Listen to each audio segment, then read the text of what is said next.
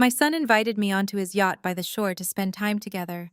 But when I woke up, he was gone and I was locked inside during a deadly heat wave. So I thought, all right, if that is your plan. But I survived 36 years in the Navy and we do not die easy. Before I continue this story, let me know where you are watching from in the comments below. Hit like and subscribe if you have ever had to stand up to family who underestimated your worth. I am Garrison Cole, 69 years old and a retired chief engineer for the United States Navy. The midday Miami sun beat down at 105 degrees Fahrenheit. Heat radiated off the concrete pier in thick, shimmering waves that distorted the horizon. The air felt heavy, dense with humidity, and the sharp metallic scent of salt water and diesel fuel. I stood at the edge of the dock, staring at the gleaming white hull of a newly purchased luxury yacht. The massive vessel bobbed gently in the calm harbor water, a monument to excessive wealth. My son Cameron stood on the aft deck waiting for me. He was 38 years old, dressed in pristine white linen pants and a light blue designer polo shirt. We had not spoken a single word to each other in 6 agonizing months. The total silence began the day I formally refused to hand over my life savings to fund his latest vague business venture. I had worked 3 decades in the military to secure my retirement. He had wanted to risk it all on a speculative tech startup. When I said no, he had called me a selfish, obsolete old man. He had slammed my front door and vanished from my life. Now, out of nowhere, he had invited me for a private father and son fishing trip. He claimed he wanted to patch things up permanently. He claimed he wanted to show me he had finally made it to the top on his own merit. I stepped onto the polished teakwood deck. Cameron approached quickly and wrapped his arms around me in a stiff, highly unnatural embrace. His muscles were entirely tense beneath his expensive shirt. He patted my back twice sharply, stepping away, as if physical contact with his own father caused him genuine physical pain. He forced a wide smile that failed completely to reach his eyes. His gaze kept shifting past my shoulder toward the open ocean. Up on the elevated flybridge, his wife Meredith looked down at us. She wore a wide-brimmed black sun hat and oversized designer sunglasses that hid half her face. A predatory smirk played on her lips. She did not bother to come down the stairs to greet me. She simply raised her crystal champagne flute in a silent, mocking toast. Meredith had always viewed me as a stubborn relic. She saw me as an annoying financial obstacle standing between her husband and the true wealth she felt entitled to. She despised my strict frugality. She hated my military discipline. Her looming presence here today on a supposed bonding trip, meant only for Cameron and me, sent an immediate blaring warning signal through my mind. I turned my attention away from her hostile glare and focused entirely on the vessel. My eyes swept over the pristine fiberglass lines and the massive outboard motors mounted heavily at the stern. Dual 12-cylinder engines, high-performance marine propulsion, insatiable fuel consumption. I spent 36 years stripping down massive steam turbines and rebuilding complex engine systems in the deep, pressurized bellies of military submarines. My brain automatically calculated the raw financial numbers required to keep this beast afloat. The monthly docking fees alone would cost thousands. The maritime insurance premiums would be astronomical. The raw fuel required just to idle out of the marina into the open water would drain a normal bank account in a matter of hours. Cameron worked as a mid-level sales manager for a regional logistics firm. His legitimate annual salary could barely cover the routine maintenance on a machine of this magnitude, let alone the massive upfront purchase price. The math simply did not align with reality. I looked him dead in the eye, searching for the crack in his confident facade. "Beautiful boat," I said, keeping my voice entirely neutral and flat. Cameron offered a tight, extremely nervous smile. He adjusted the collar of his shirt, pulling at the fabric as if he were suffocating. "Business has been incredible, Dad. I hit a series of massive commission bonuses this quarter. I wanted to share my new success with you. I want us to put the ugly past behind us completely." His voice lacked any real conviction. The pitch was entirely too high. He kept shifting his weight constantly from his left foot to his right foot. He was sweating heavily, and the intense Miami heat was only partially responsible for the moisture pouring down his neck. In the span of 5 minutes, I watched him check his heavy gold wristwatch 3 separate times. He was not looking at the time to ensure we caught the outgoing tide. He was rigidly tracking a predetermined schedule. I walked deliberately toward the stern, inspecting the heavy steel cleats and the reinforced rigging. "You bought this outright?" I asked, applying a slight amount of interrogative pressure. Cameron swallowed hard. His Adam's apple bobbed nervously. He wiped a bead of sweat from his forehead with the back of his hand. "Yes. Paid in full. I told you I was making big moves, Dad. You just never believed in my vision. You always thought I would fail." Meredith called down abruptly from the upper deck, her voice dripping with artificial saccharine sweetness. "Stop interrogating him, Garrison. Today is about celebrating our family. Let the past go and just enjoy the sunshine." Her sudden intervention was highly deliberate. She was running tactical interference, protecting Cameron from my escalating scrutiny. I turned back to my son. He walked quickly over to a built-in refrigerated cooler, his movements rigid and robotic. He reached inside and pulled out a tall crystal glass filled with iced lemonade. Condensation dripped rapidly down the sides of the frozen glass. He handed it directly to me, pushing it into my chest. "Drink up, Dad," Cameron said, his voice cracking slightly on the last word. "It is brutally hot out here today. We need to stay completely hydrated before we head out to the deep water for the marlin." I took the glass from his trembling hand. The ice clinked sharply against the fine crystal. The Florida sun was indeed oppressive, draining the moisture straight from my aging skin. I looked at Cameron again. His eyes darted rapidly toward the empty dock, then back to my face, then straight up to the flybridge, where Meredith watched us like a hawk circling prey. Fear leaked aggressively from his every pore. I had spent decades reading the subtle body language of terrified young naval recruits facing high-pressure combat situations. Cameron exhibited every single symptom of a man executing a dangerous mission he barely had the stomach for. I assumed he was simply anxious about apologizing for his past disrespect. I assumed he was terrified about eventually breaking down and asking for another massive cash loan to cover the inevitable debts this floating palace would generate. I assumed wrong. I raised the heavy glass to my lips. The lemonade was intensely tart and heavily sweetened. The massive amount of sugar poorly masked a faint, bitter, metallic undertone. I took a long, deep swallow, eager to cool my parched throat. I drank half the glass before lowering it back to my side. Cameron let out a sharp, ragged exhale. The sound was pure relief. Up on the deck, Meredith finally lowered her champagne flute. Her smug smirk widened into a bright, terrifying grin of absolute pure satisfaction. The biological change happened within seconds. A heavy, aggressive chemical lethargy crashed violently into the base of my skull.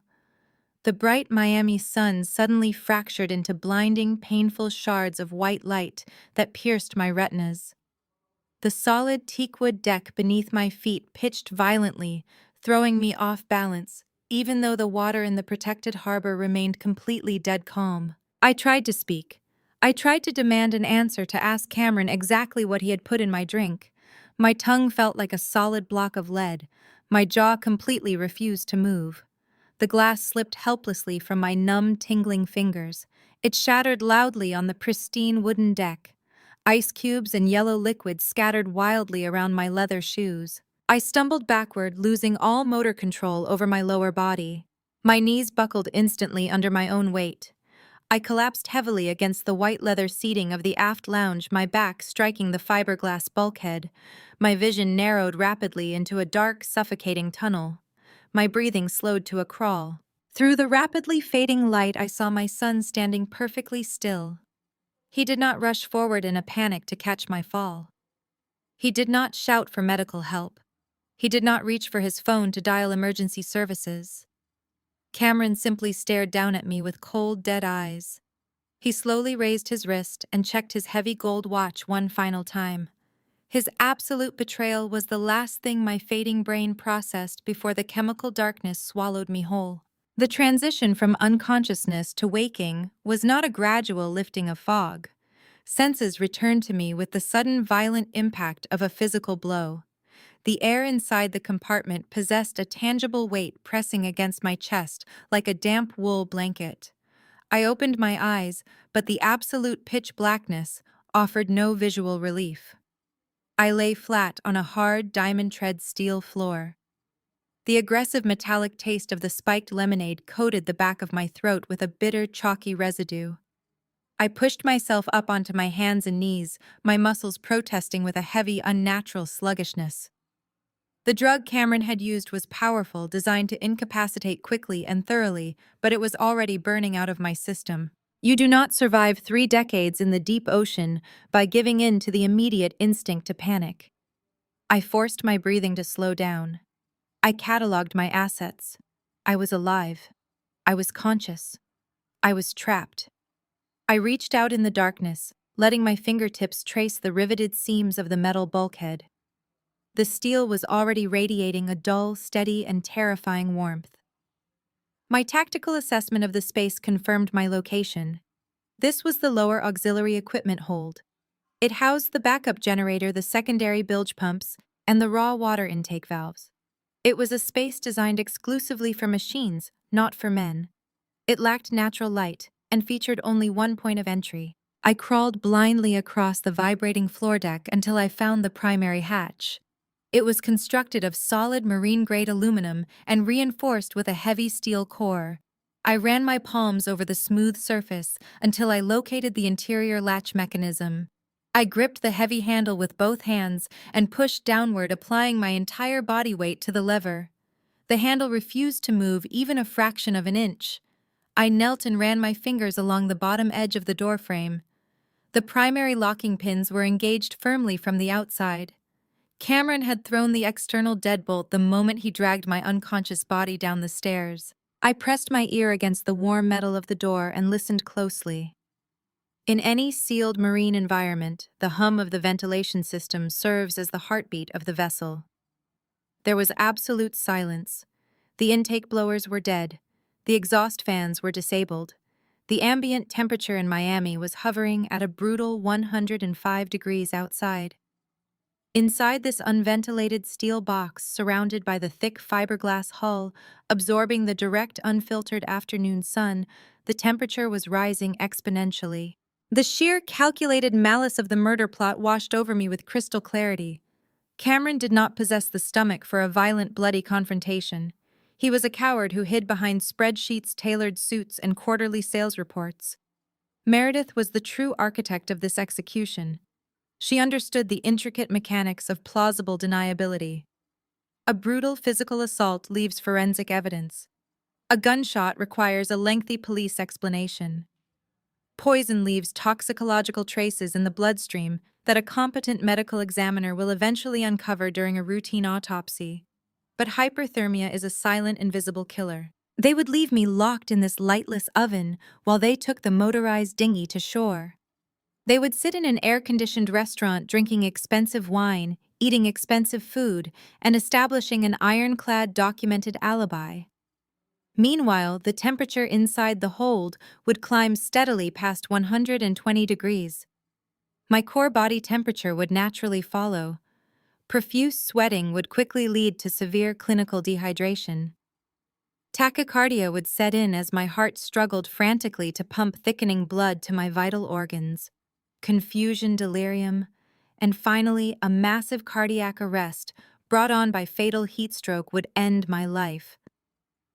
When my body eventually shut down, the chemical traces of whatever heavy sedative Cameron had slipped into my drink would have fully metabolized and vanished from my system. Hours later, they would return to the yacht under the cover of darkness. They would unlock the heavy door, drag my lifeless body out onto the lower deck, and call the Coast Guard in a state of manufactured hysteria. The official story would practically write itself. An elderly man, allegedly suffering from early-stage dementia, wandered down into the mechanical hold.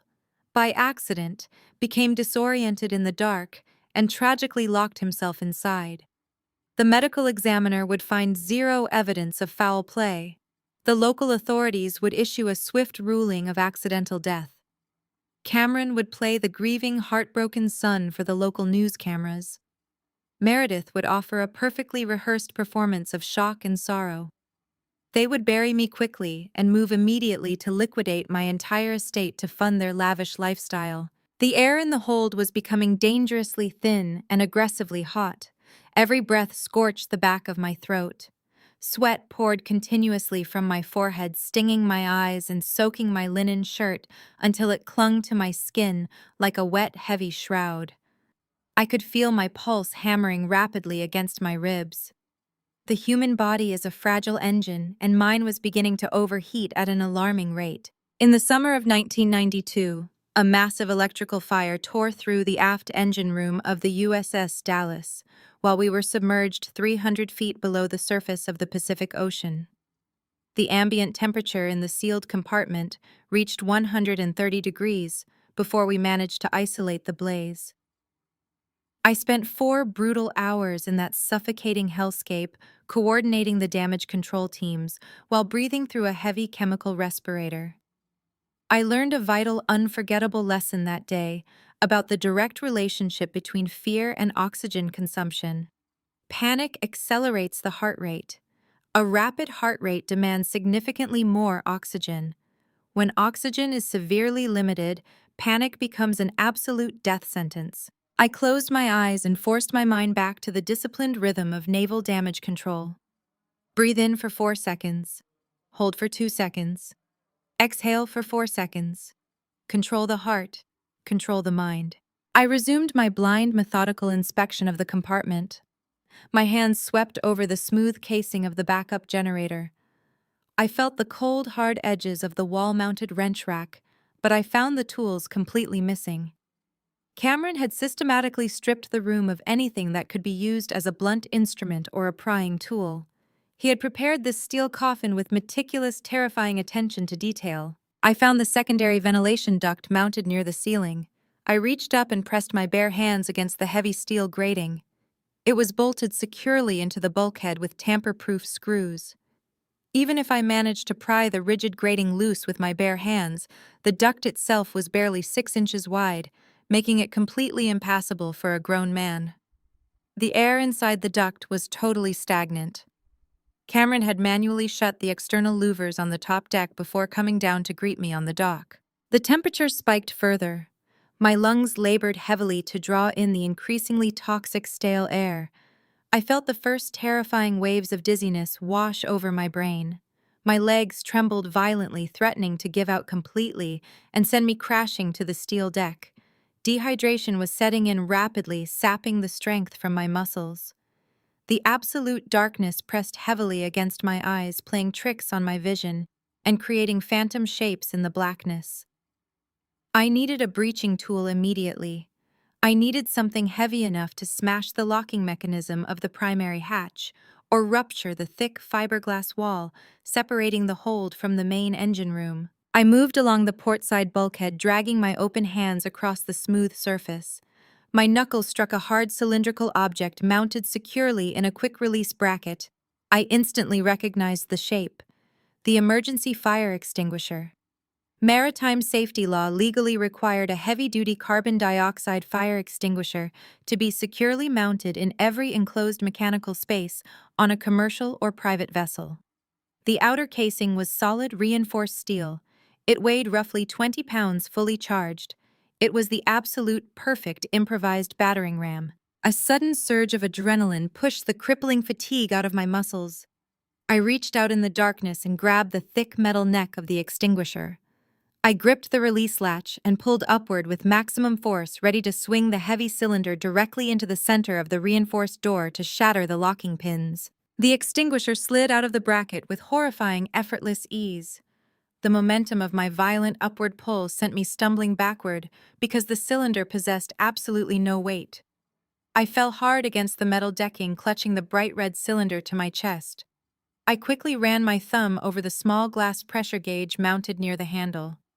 The indicator needle rested dead flat at absolute 0. I pulled the metal safety pin out with my teeth and squeezed the trigger handle with all my remaining strength. A hollow, anemic hiss echoed pathetically in the pitch-black room. The canister was completely empty. Cameron had deliberately discharged the heavy carbon dioxide tank before I ever stepped foot on the yacht. The discarded red cylinder clanged uselessly against the diamond tread steel deck. The hollow metallic sound echoed in the pitch-black hold, serving as a brutal confirmation of my son's meticulous malice.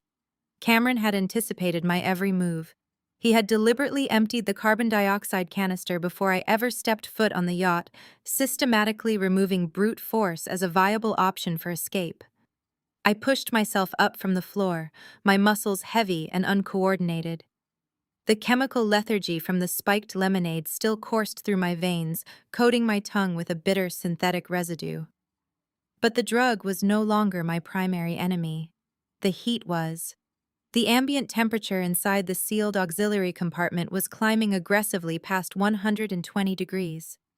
The thick fiberglass hull of the yacht absorbed the brutal, unfiltered Miami sun, turning this windowless steel box into an industrial oven. Every breath I drew was a searing pull of stagnant, toxic air. Sweat poured from my forehead, stinging my eyes and soaking my linen shirt until it clung to my chest like a wet shroud. I knew exactly what was happening to my body. Severe clinical dehydration was setting in rapidly.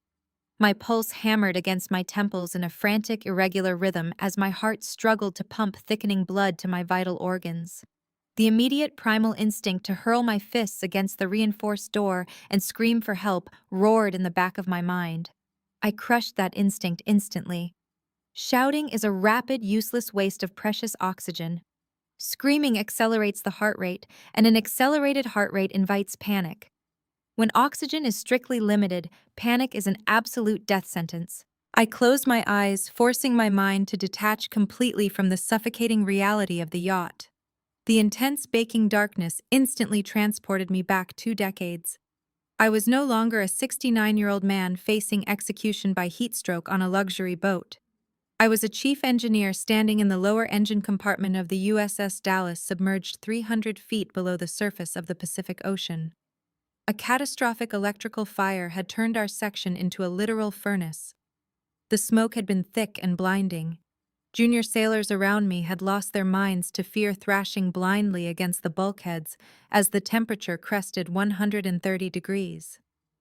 I survived that day because I understood a fundamental law of physics and human endurance. You do not fight a machine with flesh and blood. You fight a machine by analyzing its vulnerabilities. Panic kills rapidly. Engineering saves. I opened my eyes, my vision adjusting slightly to the absolute absence of light. I focused entirely on the immediate mechanical environment. The heavy aluminum door was held shut by a commercial-grade magnetic lock. These marine locking mechanisms rely on a continuous, uninterrupted electrical current to maintain their high-tension magnetic seal. If the primary vessel power fails, they immediately switch to a localized battery backup concealed within the doorframe. I needed to severely disrupt that specific electrical circuit. I reached down to my waist and unbuckled my heavy-duty leather belt. I slid the thick strap through the loops and gripped the solid titanium buckle. The buckle was custom-forged, a retirement gift from my old naval unit. It featured a sharp, rigid flat edge designed for utility in the field. I crawled across the vibrating floor grates toward the emergency lighting panel, mounted adjacent to the reinforced door. The protective panel was secured by 4 heavy-duty tamper-proof screws. I wedged the flat edge of the titanium buckle directly into the groove of the first screw. My grip was incredibly slippery with profuse sweat. My forearm muscles trembled violently from the extreme heat and the lingering neurological effects of the sedative. I pressed my palm flat against the titanium buckle, utilizing my entire upper body weight to force the screw to turn. The metal groaned in sharp protest before finally yielding with a loud crack. I repeated this agonizing, excruciating process for the remaining 3 screws, actively ignoring the cramping pain shooting up my arms and across my shoulders. The heavy plastic cover dropped heavily to the steel floor. Inside the narrow wall cavity, a thick bundle of insulated wires fed raw power to the emergency light and the adjacent magnetic lock assembly. I needed exposed copper to bridge the connection. Without a blade to strip the thick industrial rubber casing, I had only one tool left at my disposal. I reached into the cavity and pulled the primary power wire tightly toward my face. I bit down hard on the heavy insulation. The bitter, toxic taste of burnt rubber and industrial adhesive flooded my mouth. I ground my back teeth deeply into the casing and yanked my head backward with a violent jerk. The tough rubber tore away, exposing a gleaming half-inch of raw copper wire. I repeated the brutal motion on the grounding wire, my jaw aching fiercely from the intense mechanical strain. Blood mixed with sweat on my chin. I spat the rubber fragments onto the deck. I now held two live exposed wires in my trembling hands. The magnetic locking mechanism was housed inside a thick polycarbonate shell directly above the door handle. I twisted the exposed copper strands together, forcing a direct and massive short circuit. A brilliant, blinding shower of blue and white sparks erupted violently in the pitch-black hold. The sudden intense flash temporarily blinded me. The extreme heat of the electrical arc instantly attacked the polycarbonate housing of the magnetic lock. Noxious white smoke hissed aggressively from the melting plastic. I maintained the connection, ignoring the sparks burning my forearms, letting the current continuously scorch the locking mechanism. The internal circuitry of the lock sizzled and popped loudly. I smelled the distinct acrid odor of frying circuit boards and melting wires. The localized battery backup failed violently under the severe electrical overload. A heavy, resounding metallic clack echoed through the small space. The magnetic seal had completely broken. I dropped the scorching wires to the deck. I threw my entire body weight against the heavy aluminum door, driving my shoulder into the metal with every ounce of momentum my exhausted body could generate. The weakened latch gave way instantly. The heavy door swung open, slamming against the outer corridor wall with a deafening crash. I stumbled out of the auxiliary hold, falling hard onto the polished mahogany floor of the lower deck hallway. I dragged myself up the curved wooden staircase toward the main deck, moving purely on lingering adrenaline and ingrained naval discipline.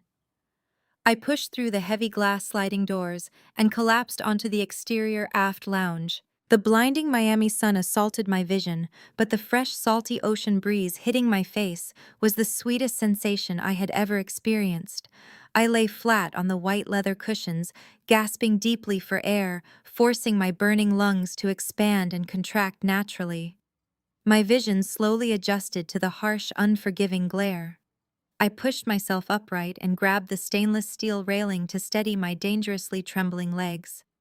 I scanned the horizon, expecting to see the bustling Miami harbor or the familiar crowded coastline. Instead, I saw absolutely nothing but dense, impenetrable mangrove swamps bordering a stagnant, glassy expanse of dark green water. Cameron had not simply anchored the yacht offshore. He had navigated the vessel deep into an isolated, uncharted coastal cove, miles away from any standard maritime traffic lanes. The silence surrounding the yacht was absolute and terrifying. There was no low hum from the dual engines. There was no distant chatter from passing tourist boats or fishing vessels. The water was completely dead. I turned my attention to the stern, looking for the motorized dinghy we had towed from the marina. The heavy stainless steel davits hanging over the water were completely empty. The securing straps hung loose, swaying slightly in the faint, hot breeze. Cameron and Meredith had taken the only emergency lifeboat. They had systematically stripped the yacht of all communication equipment and abandoned the vessel in a total dead zone. I was entirely alone, trapped on a multi-million-dollar floating tomb surrounded by miles of uninhabited swamp, while my own son eagerly awaited the discovery of my rotting corpse. The oppressive heat radiating from the fiberglass deck offered no comfort, but the immediate threat of suffocation had passed. I stood alone on the stern of the deserted yacht, breathing in the thick, humid swamp air.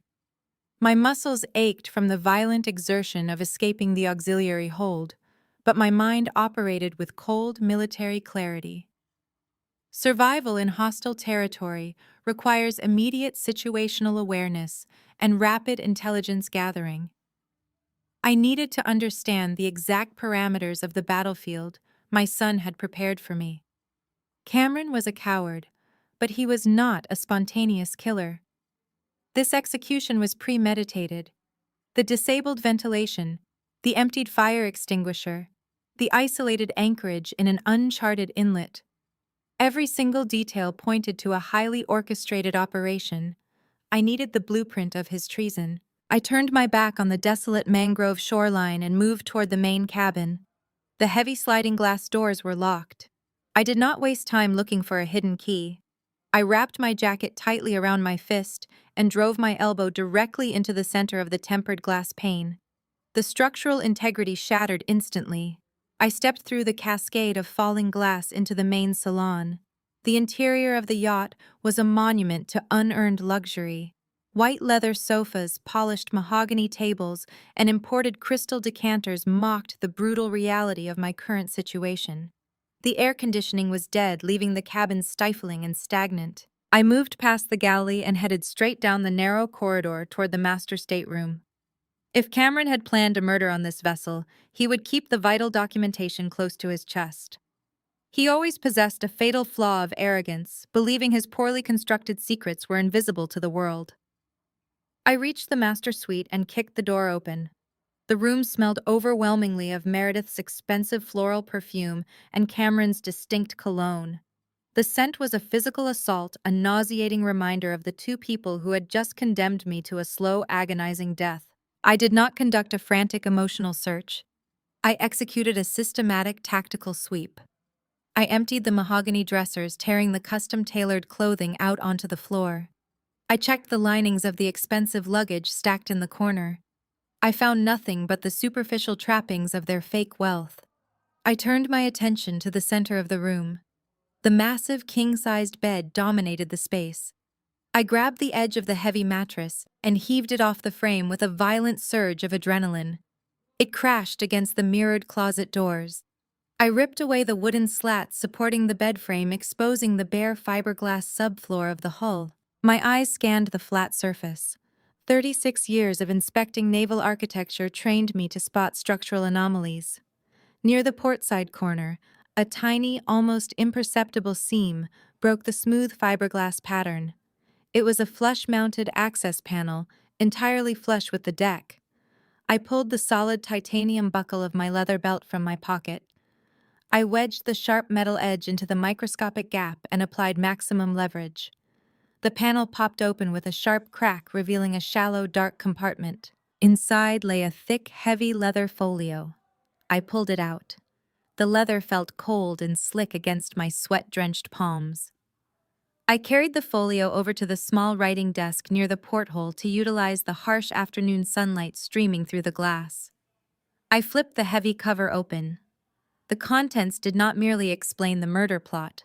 They detailed a spectacular, catastrophic financial collapse. The first stack of papers consisted of aggressive final notices. They were not standard bank foreclosures or polite credit card warnings. These were heavily coded, menacing letters from a notorious underground lending syndicate based out of Miami. I recognized the shell company names from my time working security logistics for the Port Authority.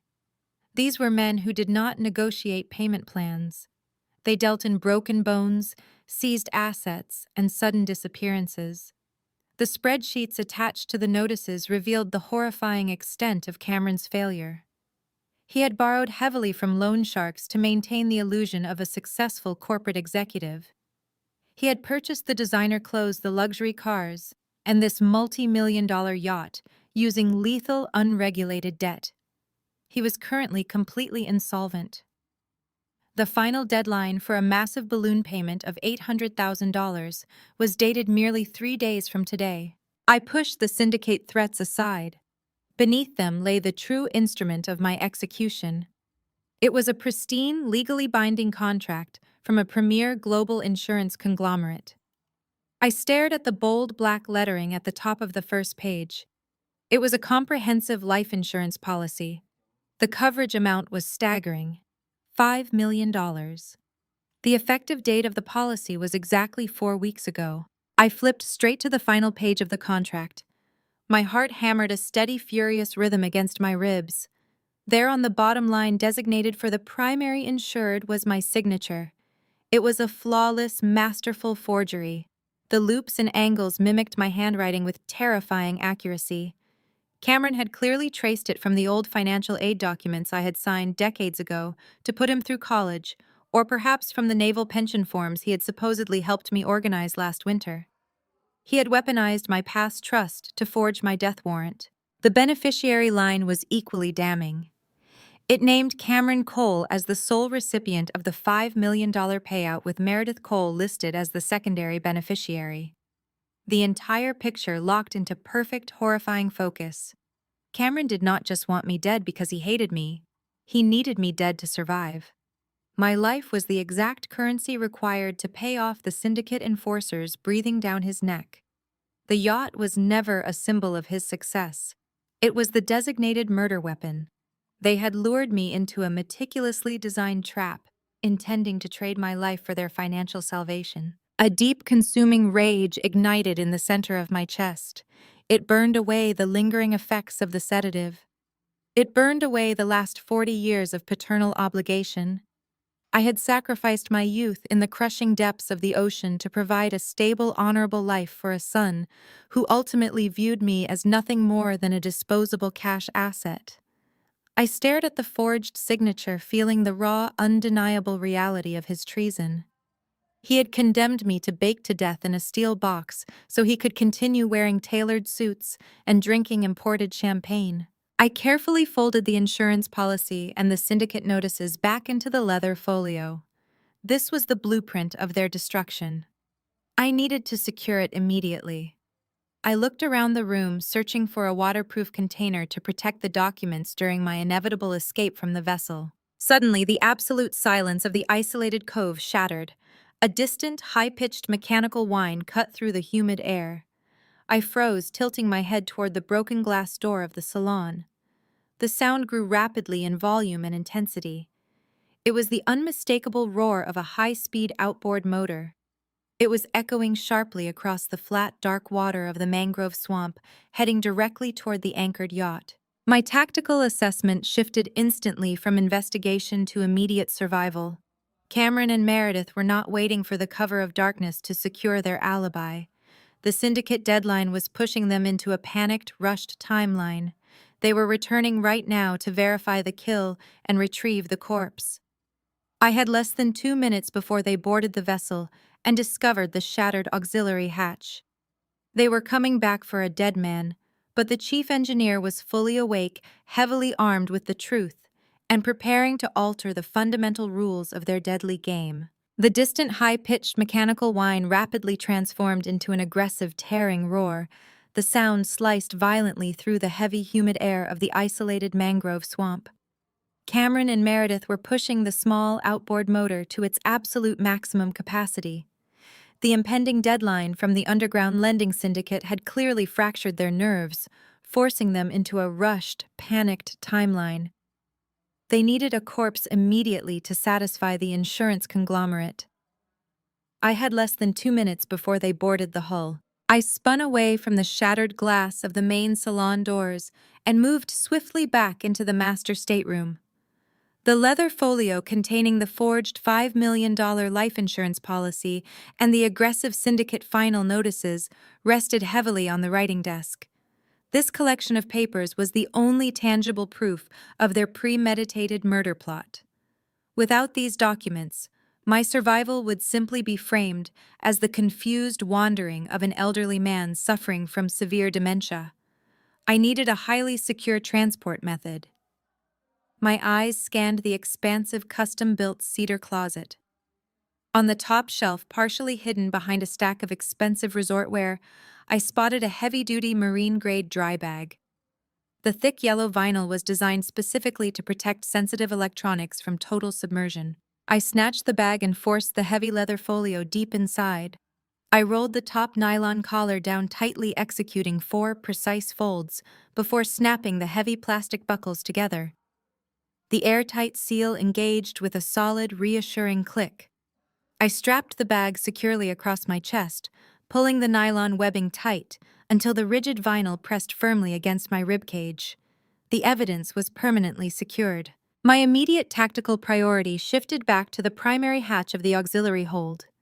If Cameron discovered the scorched wiring and the violently bypassed magnetic lock, he would instantly realize that I had escaped utilizing advanced mechanical expertise. He would know I was alive, aware, and highly dangerous. He would immediately initiate a localized hunt. I needed him to believe the ocean had simply claimed me, or more preferably that the yacht itself had suffered a catastrophic mechanical failure. I moved rapidly down the narrow lower corridor. The distinct acrid odor of melted plastic and scorched copper still hung heavily in the stagnant, sweltering air. I knelt on the polished mahogany floorboards in front of the heavy aluminum door. The polycarbonate housing of the magnetic lock was severely warped and blackened from the intense electrical short circuit I had forced earlier. I reached into my pocket and retrieved the heavy titanium buckle of my leather belt. I wedged the flat, rigid edge against the warped plastic and applied brutal downward force, bending the melted casing back into its original alignment to hide the most obvious burn marks. I reached blindly into the dark, stifling auxiliary hold and scraped my bare hand along the base of the secondary backup generator. My fingers gathered a thick, heavy mound of black industrial motor grease. I pulled my hand back and systematically smeared the dense sludge over the exposed copper wires and the fractured locking mechanism. I packed the broken latch tightly with the thick grease thoroughly masking the aggressive electrical burns. I grabbed the heavy steel handle and forced the aluminum door shut. The damaged locking pins ground against the frame before clicking into place, held together entirely by friction and the dense industrial sludge. To the untrained eye of a panicked sales manager, the heavy door would simply appear to have suffered a massive mechanical seizure under the intense, expanding heat of the Florida sun. It would register as a tragic malfunction of a complex vessel, leaving him utterly confused as to how the hold was now empty. The roar of the outboard motor was now absolutely deafening, echoing sharply off the dense, overgrown roots of the surrounding mangrove trees. I moved with urgent precision toward the starboard side of the main deck, keeping my physical silhouette incredibly low to avoid casting any revealing shadows across the dark water. Through the gaps in the dense vegetation, I spotted a rusted, decaying wooden pier jutting out from the muddy shoreline approximately 50 yards away. The wooden pilings were severely eroded, completely covered in thick green algae and sharp calcified barnacles. It was the absolute perfect tactical blind spot. I slipped silently over the polished fiberglass railing. I did not dive. A sudden splash or a disruption of the surface tension would draw immediate visual attention from the approaching dinghy. I lowered my 69-year-old body slowly down the side of the hull, letting the warm, murky swamp water swallow me inch by inch. The dense salt water immediately attacked the raw electrical burns on my forearms, sending sharp, searing waves of pain up to my shoulders. I completely ignored the agonizing sensation. I released my grip on the yacht and submerged myself entirely. The water in the isolated cove was heavily clouded with thick sediment and decaying organic matter. Visibility was absolutely zero. I relied entirely on decades of ingrained naval survival training, executing a flawless, entirely silent breaststroke beneath the surface. I kept my movements smooth and highly controlled, minimizing underwater turbulence. When my lungs demanded oxygen, I broke the surface tension with only my nose and mouth drawing in shallow, measured breaths before slipping back into the murky darkness. The physical exertion demanded a massive toll on my dehydrated, exhausted muscles, but the pure, unadulterated rage burning in my chest propelled me forward. I was no longer a victim waiting to die in a steel box. I was a chief engineer executing a counteroffensive. My outstretched hands finally struck the hard, unyielding surface of the wooden pilings. I wrapped my arms around the decaying wood, feeling the razor-sharp edges of the barnacles instantly slice deeply into my palms and forearms. Warm blood mixed freely with the dark swamp water, but I locked my grip with absolute iron determination. I pressed my entire body flat against the slimy wood, camouflaging myself completely within the deep, impenetrable shadows cast by the overhanging mangrove canopy. I slowed my breathing to a silent, steady rhythm. From this concealed vantage point, I possessed a perfect unobstructed view of the yacht's aft deck. The motorized dinghy rounded the rear of the yacht and slammed violently against the pristine white fiberglass hull. Cameron instantly killed the outboard engine. The sudden heavy silence of the swamp was immediately shattered by the frantic, chaotic sounds of Cameron scrambling desperately onto the teakwood deck. He moved with the erratic, uncoordinated energy of a man completely consumed by dark anticipation. Meredith remained seated in the small dinghy, her knuckles turning white as she clutched her expensive designer purse against her chest. Her face was incredibly pale, entirely stripped of the arrogant, predatory smirk she had worn hours earlier.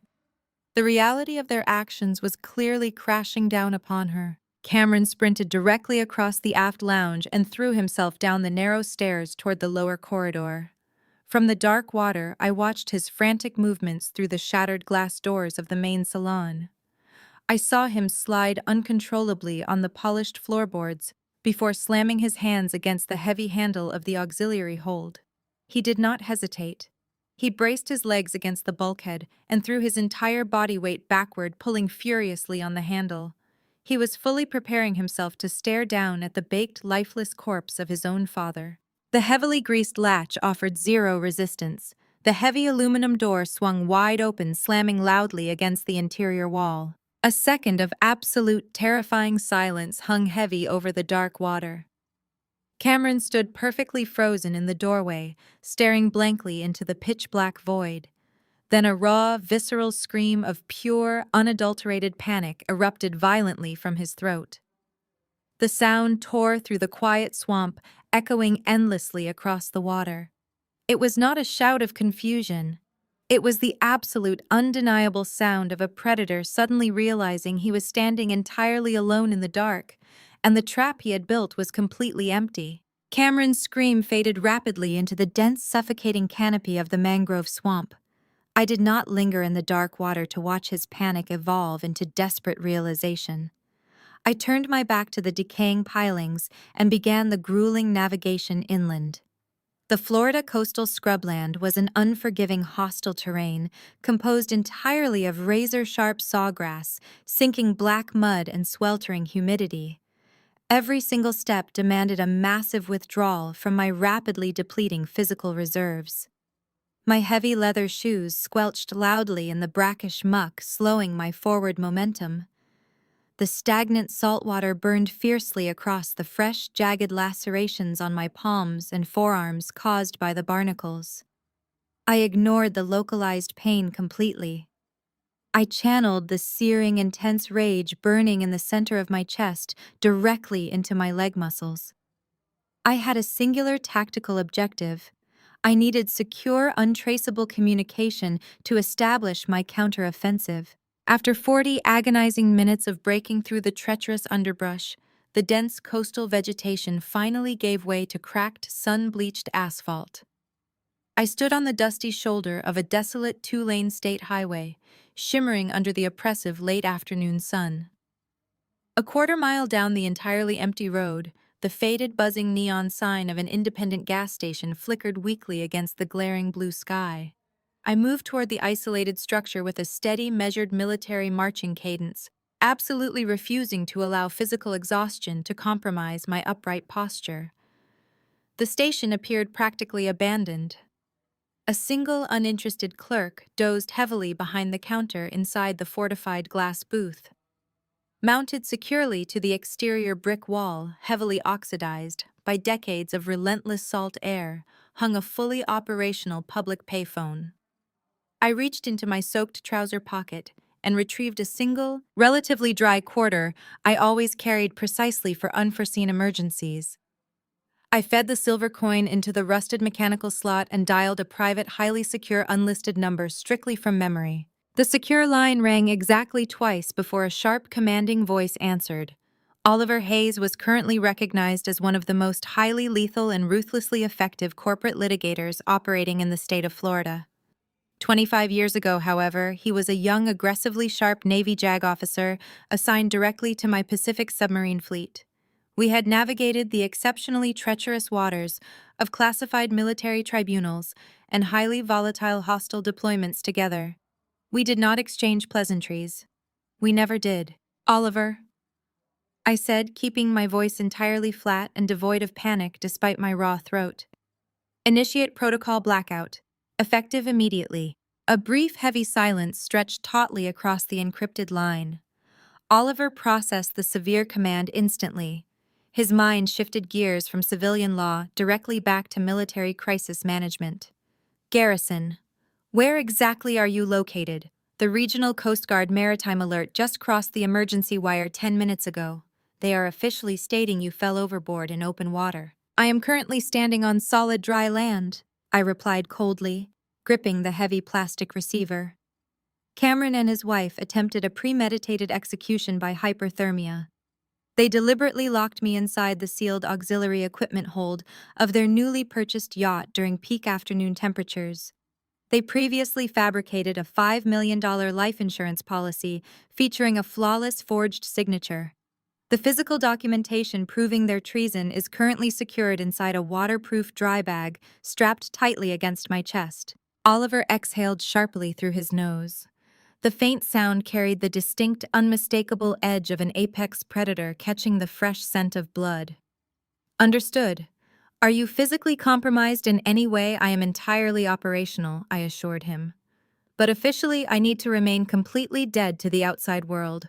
While I maintained my tight grip on the heavy plastic receiver, my eyes locked intensely onto the small, dust-covered television monitor mounted securely behind the thick glass of the gas station window.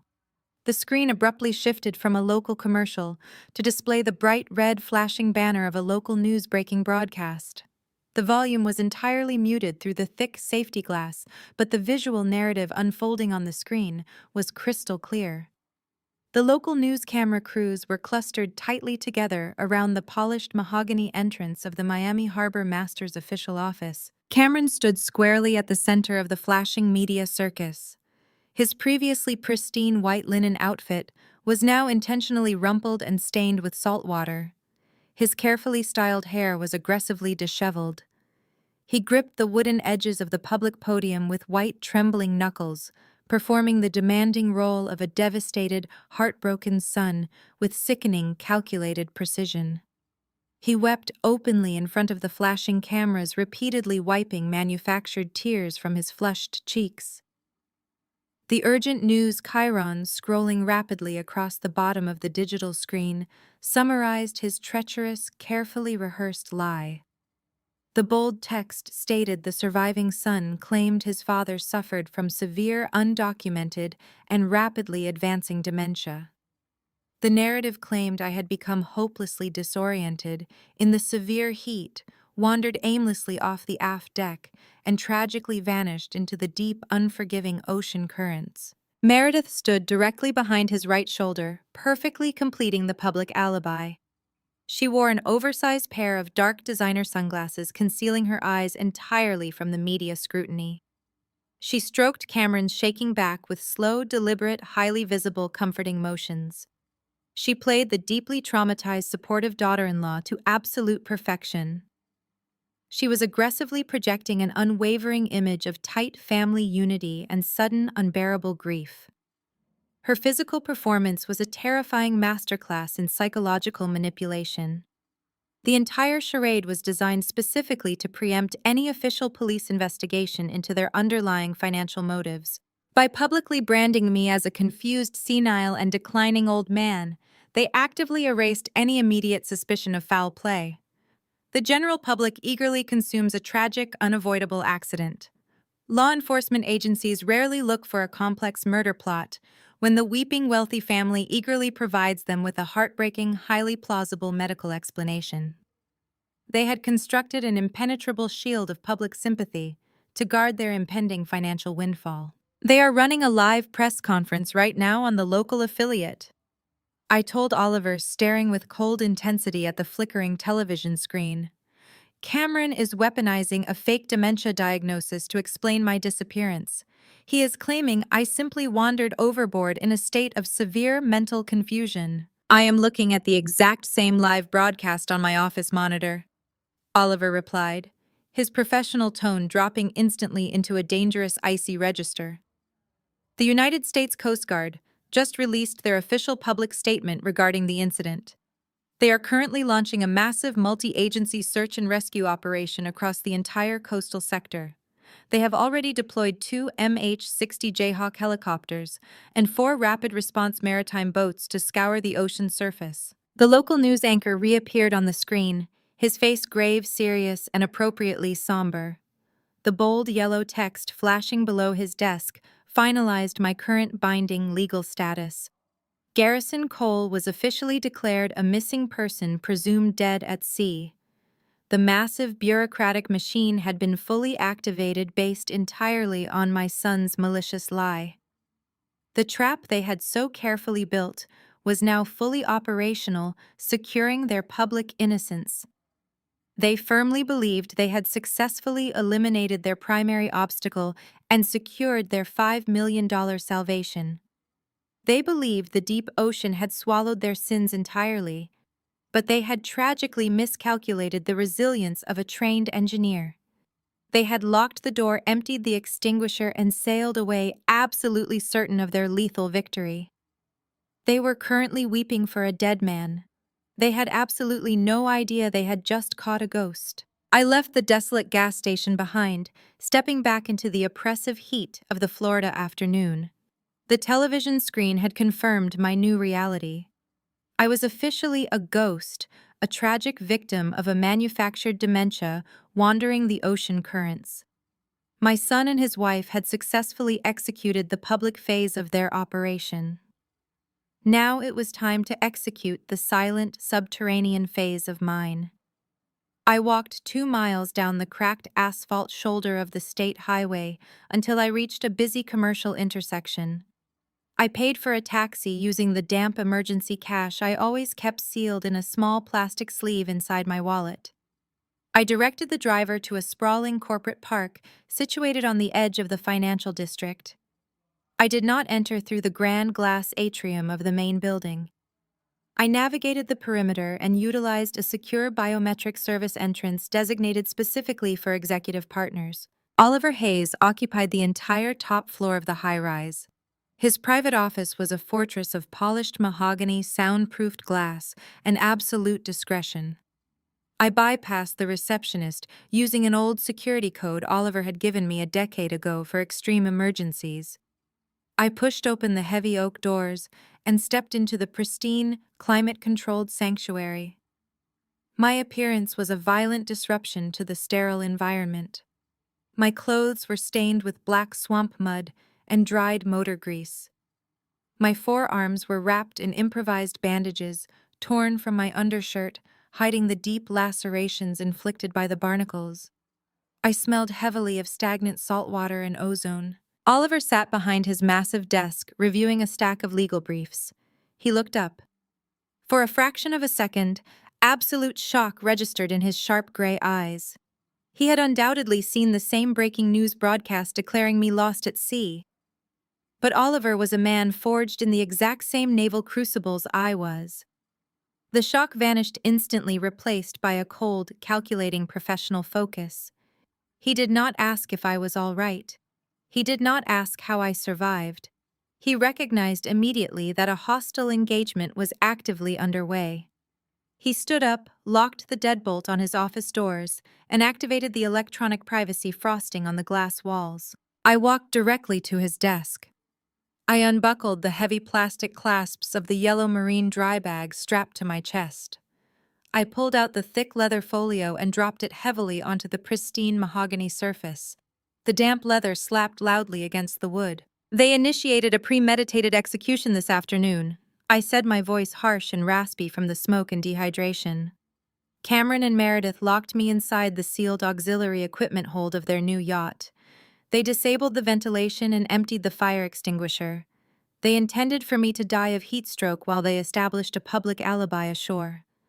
They are currently broadcasting a completely fabricated story regarding my mental health to the local media to preempt any official police investigation. Oliver did not utter a single word of disbelief. He pulled the leather folio toward him and flipped it open. His eyes scanned the aggressive final notices from the underground lending syndicate. He quickly processed the terrifying numerical data. He saw the massive balloon payment of $800,000 due in less than 72 hours. Then he turned to the pristine contract from the global insurance conglomerate. He stared intensely at the newly minted $5 million life insurance policy. His gaze locked onto the bottom line of the final page. "The signature is a flawless forgery," I stated flatly. "They leveraged my life to cover his catastrophic syndicate debt. They require a corpse to satisfy the insurance payout. They believe they have successfully secured that corpse." "This is not merely financial desperation," Oliver said, his voice dropping into a dangerous clinical register. "This is an orchestrated, high-level conspiracy to commit murder for financial gain. They have weaponized the legal and medical systems to facilitate your assassination. We possess the physical evidence to send them both to federal prison for the rest of their natural lives. I can contact the district attorney right now and have heavily armed tactical units waiting for them when they step off that yacht." I shook my head slowly. "No. An immediate arrest is entirely too swift. An immediate arrest allows them to play the victims of a tragic misunderstanding. It allows Meredith to blame Cameron and Cameron to blame Meredith. They believed they could strip away my life, my resources, and my dignity with absolute impunity. I will not simply hand them over to the police. I am going to systematically dismantle their entire world from the inside out. I am going to force them to feel the exact same suffocating panic they forced me to endure in that pitch-black hold." Oliver closed the leather folio. The predatory glint returned to his eyes. He understood the tactical objective completely. "What are your specific orders, Garrison?" "I need you to sever their financial lifelines completely," I commanded. "I need an absolute legal blackout." Oliver sat back down behind his desk and pulled his encrypted keyboard toward him. "The legal blackout is the nuclear option of probate and trust law. It is a highly classified, heavily fortified defensive maneuver we established 5 years ago, when I first transferred my primary assets into a blind, irrevocable trust. It was designed to protect the estate from hostile corporate takeovers or severe identity theft." Oliver's fingers flew rapidly across the keys, bypassing standard civilian legal channels and accessing the deep, secure federal banking networks. "I am invoking the emergency incapacitation clause," Oliver explained, his eyes fixed on the dual monitors illuminating his face. "I am officially freezing your entire estate, your primary trust funds, and every single property deed registered under your name. This process operates entirely in the shadows. There will be no public record of this freeze. To a standard bank teller or an automated financial system, the accounts will simply appear normal, but utterly inaccessible. Any attempt to withdraw funds, transfer capital, or liquidate assets will be met with a silent decline. More importantly, any aggressive repeated attempt to breach these specific accounts will instantly trigger an automatic high-level federal fraud alert directly to the FBI Financial Crimes Division." Cameron and Meredith were currently operating under the absolute certainty that my death would immediately unlock the floodgates of my wealth. They believed the fabricated life insurance policy was their ultimate salvation, but they also firmly expected my standard checking and savings accounts to serve as an immediate liquid bridge loan to float their lavish lifestyle until the massive insurance check officially cleared. They had grown completely accustomed to living off the generous automated safety net I had foolishly provided for them over the past decade. "The lockdown is complete," Oliver stated, hitting the final execution key. "Every single cent you own is now encased in impenetrable legal concrete. Cameron could walk into any bank in the country with a certified death certificate, and he would not be able to extract a single dime to buy a cup of coffee. He is completely severed from your resources." "Excellent," I said, leaning forward against the edge of the desk. "Now we initiate the offensive strike. We target his immediate vulnerability." Cameron's entire false empire was built on leverage and fragile credit. The crown jewel of his fake success was the luxury yacht. I knew exactly how he structured his finances. He lacked the discipline to manage manual payments. He relied entirely on automated digital drafts linked directly to a joint account that heavily depended on my previous monthly cash infusions. The monthly mortgage payment for a dual-engine yacht of that magnitude was absolutely staggering. Orchestrate a specific targeted digital interception, I instructed Oliver. I want you to manipulate the routing numbers connecting his primary checking account to his maritime lender. I want his next automated payment to fail catastrophically. Oliver's fingers resumed their rapid assault on the keyboard. He navigated the complex digital pathways linking the financial institutions. He was a master of exploiting bureaucratic loopholes and manipulating banking software. He isolated the specific recurring payment profile associated with the yacht's marine mortgage. I am injecting a temporary digital block on the routing sequence, Oliver confirmed. The scheduled automated draft for his vessel is queued for processing at the close of the business day. When the lender's system attempts to extract the monthly mortgage payment from Cameron's account, it will encounter a solid brick wall. Make sure the notification is brutal and immediate, I demanded. I do not want a polite warning regarding a minor processing error. I want him to receive a definitive, undeniable declaration of his financial failure. Oliver executed the final line of code. The digital trap was successfully armed and waiting. The scheduled auto draft will execute in exactly 15 minutes. The transaction will bounce violently. Cameron's bank will immediately generate an automated alert. He will receive an email explicitly stating that the transaction was severely declined due to grossly insufficient funds. The maritime lender will simultaneously receive an alert regarding the failed payment, instantly flagging the multi-million-dollar asset for potential delinquency. I stood tall, feeling the sharp sting of the barnacle cuts on my arms, but ignoring the pain completely. Cameron and Meredith were currently basking in the false glory of their perfect crime. They believed they had successfully murdered me. They believed they had fooled the entire world. They believed they were about to step into a future of unlimited, unearned wealth. But the reality was rapidly shifting beneath their feet. The money was gone. The safety net was permanently destroyed. In exactly 15 minutes, my son would look down at his phone and read the very first undeniable proof that his carefully constructed empire of lies was beginning to collapse. The silent lockdown was complete. The hunting season had officially begun. The digital chime of a priority email severed the quiet hum of the luxury restaurant. Cameron Cole sat rigidly at a corner table of a Michelin-starred seafood establishment in South Beach. He stared blindly at the glowing screen of his smartphone. The sender was the automated billing department of his maritime lender. The subject line was highlighted in a bright, hostile red font. It declared a catastrophic payment failure. The monthly auto draft for his multi-million-dollar yacht had bounced violently. The notification explicitly cited grossly insufficient funds. Cameron frantically opened his primary banking application. His thumb left a smear of sweat across the glass. The loading icon spun for 2 agonizing seconds before revealing his account dashboard. The balance on his primary checking account displayed a flat 0. His secondary savings account, heavily reliant on the automated financial safety net his father had established a decade ago, was entirely locked. A generic system error code replaced his available balance. He refreshed the application 3 consecutive times. The numbers refused to change. The impenetrable legal concrete Oliver Hayes had poured over the estate was fully active, completely invisible, and utterly devastating. The maritime lender's email outlined the immediate consequences.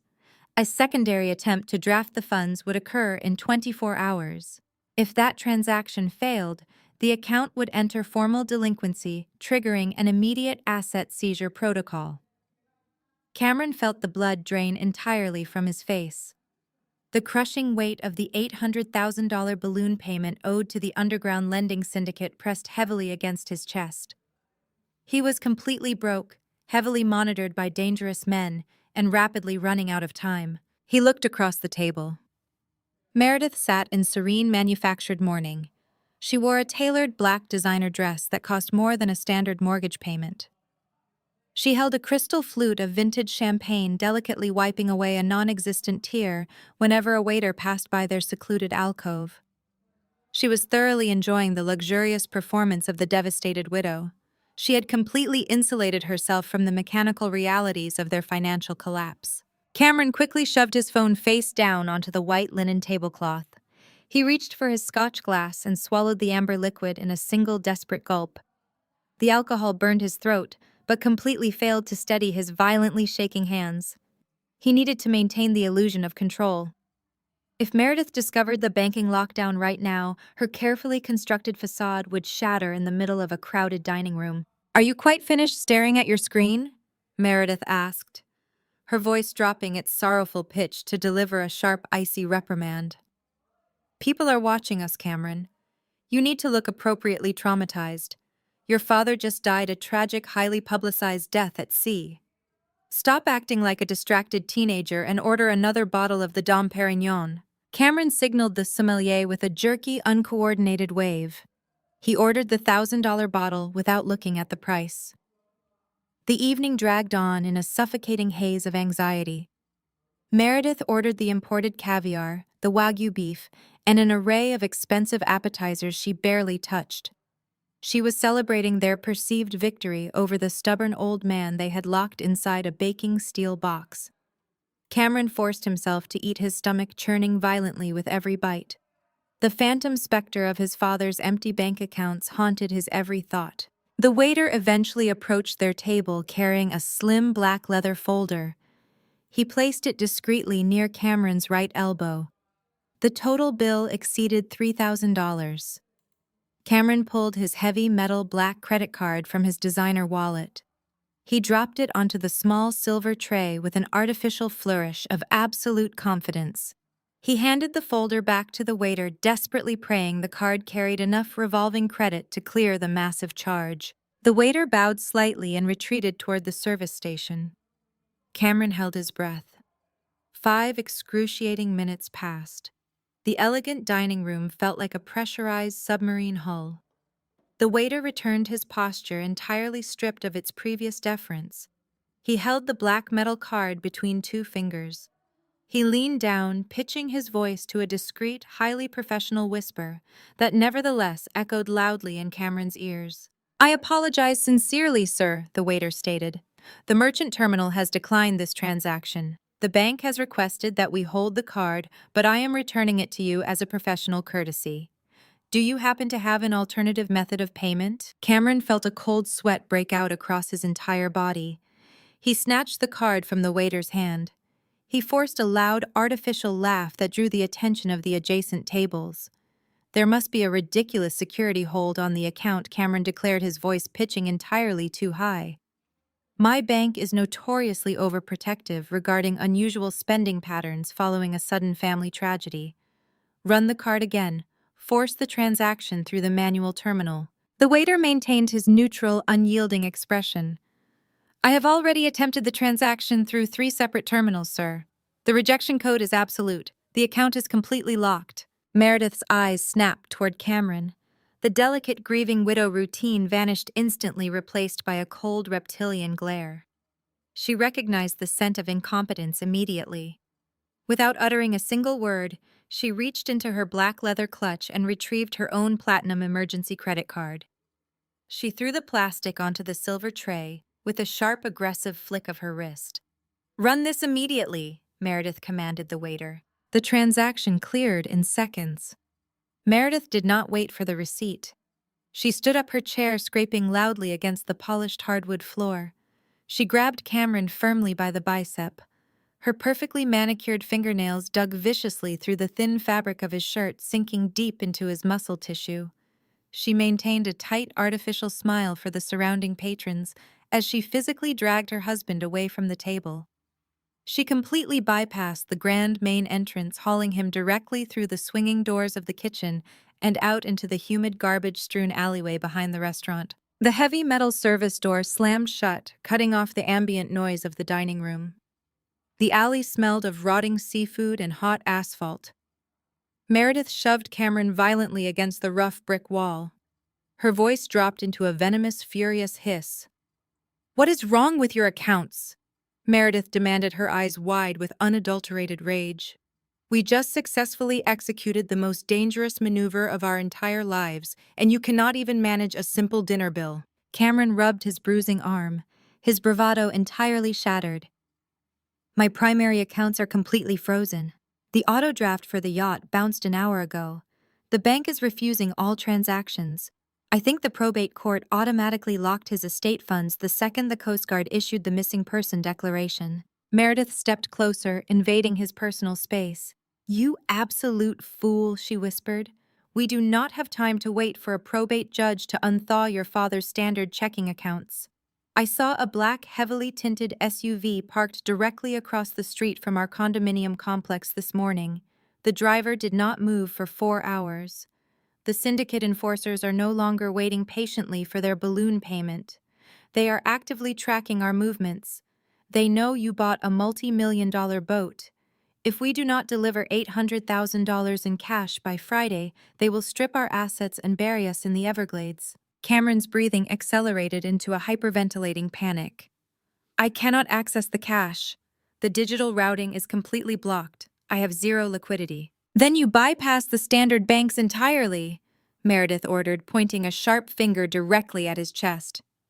"You pull out your phone right now. You contact the private broker who finalized the $5 million life insurance policy. We possess a binding legal contract. Your father is officially presumed dead by a federal maritime agency. You demand an immediate emergency disbursement of the policy funds to cover his estate processing costs. You do not ask. You dictate terms." Cameron pulled his phone from his pocket. His hands shook so violently he dropped the device onto the cracked asphalt. He scrambled to retrieve it, his pristine white pants scraping against the dirty ground. He unlocked the screen and navigated to his contacts. He found the private unlisted number of the senior insurance broker who had approved the forged application. He pressed the dial icon and held the phone to his ear. The line rang 3 times. A sharp, clinically detached voice answered. Cameron immediately launched into his rehearsed authoritative demand. He projected the false confidence of a grieving heir, citing the official Coast Guard search and rescue reports. He demanded an immediate partial release of the $5 million death benefit to facilitate emergency family arrangements. He stopped speaking. He listened to the broker's response. The color drained entirely from his face, leaving his skin a sickly pale gray. He lowered the phone slowly from his ear, his jaw hanging slightly open. "What did he say?" Meredith demanded, grabbing his shoulder again. "Tell me he authorized the wire transfer." Cameron stared blindly at the brick wall behind his wife. The warm Miami wind whipping through the alleyway felt like absolute ice against his sweating skin. The phantom specter of his father's flawless engineering had just sealed their doom. "The policy is completely valid," Cameron whispered, his voice completely hollowed out by absolute despair. "But the Coast Guard declaration holds absolutely zero immediate financial weight. The missing person status initiates a mandatory standard waiting period of 7 full years before a payout can be legally authorized." Meredith's face contorted in shock. 7 years. Tell them to bypass the waiting period. Tell them it is an emergency. Cameron shook his head slowly. The broker outlined the strict federal regulations. To bypass the 7-year waiting period and release a $5 million payout today, the insurance conglomerate requires indisputable biological proof of death. They require a physical corpse, or they require a certified death certificate legally signed and stamped by a county medical examiner. The full crushing reality of their situation collapsed squarely upon their shoulders. They had locked Garrison Cole in a steel box and abandoned the vessel specifically to avoid leaving any physical evidence of their crime. They had designed a murder that produced no body. They had built the perfect trap only to realize they had locked themselves permanently inside it. They had absolutely no corpse to present to the insurance agency. They possessed no certified medical documents. They had absolutely nothing to offer the syndicate enforcers waiting outside their home. The cracks in their facade had officially shattered the entire structure. The crushing reality of the 7-year waiting period completely shattered the last remaining fragments of Cameron's arrogant composure.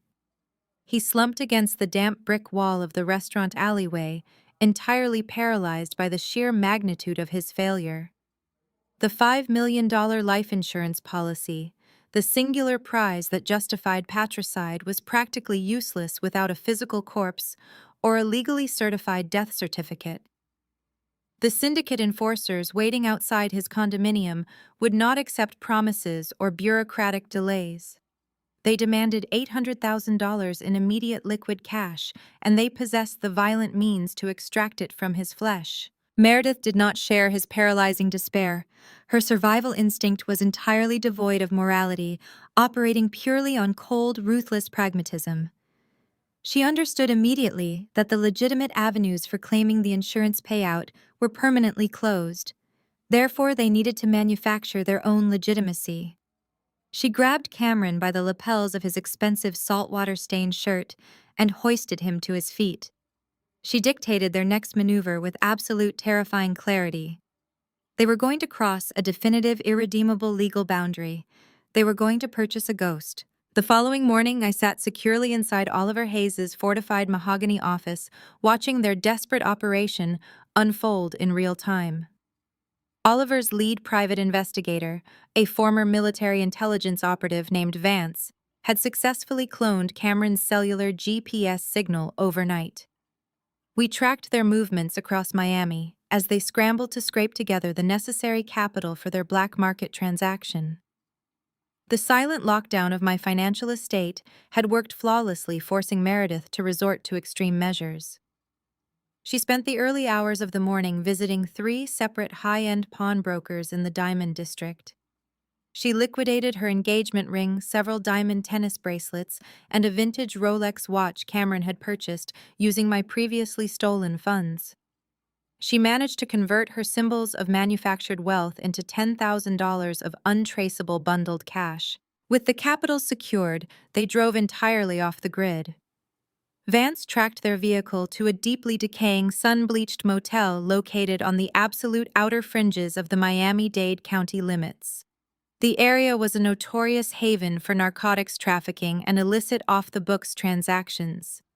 It was the exact environment where desperate people went to disappear, or in Cameron's case, to forcefully alter the official bureaucratic record. They parked their luxury sedan behind a rusted dumpster, looking entirely out of place in their designer clothing. Vance was already perfectly positioned.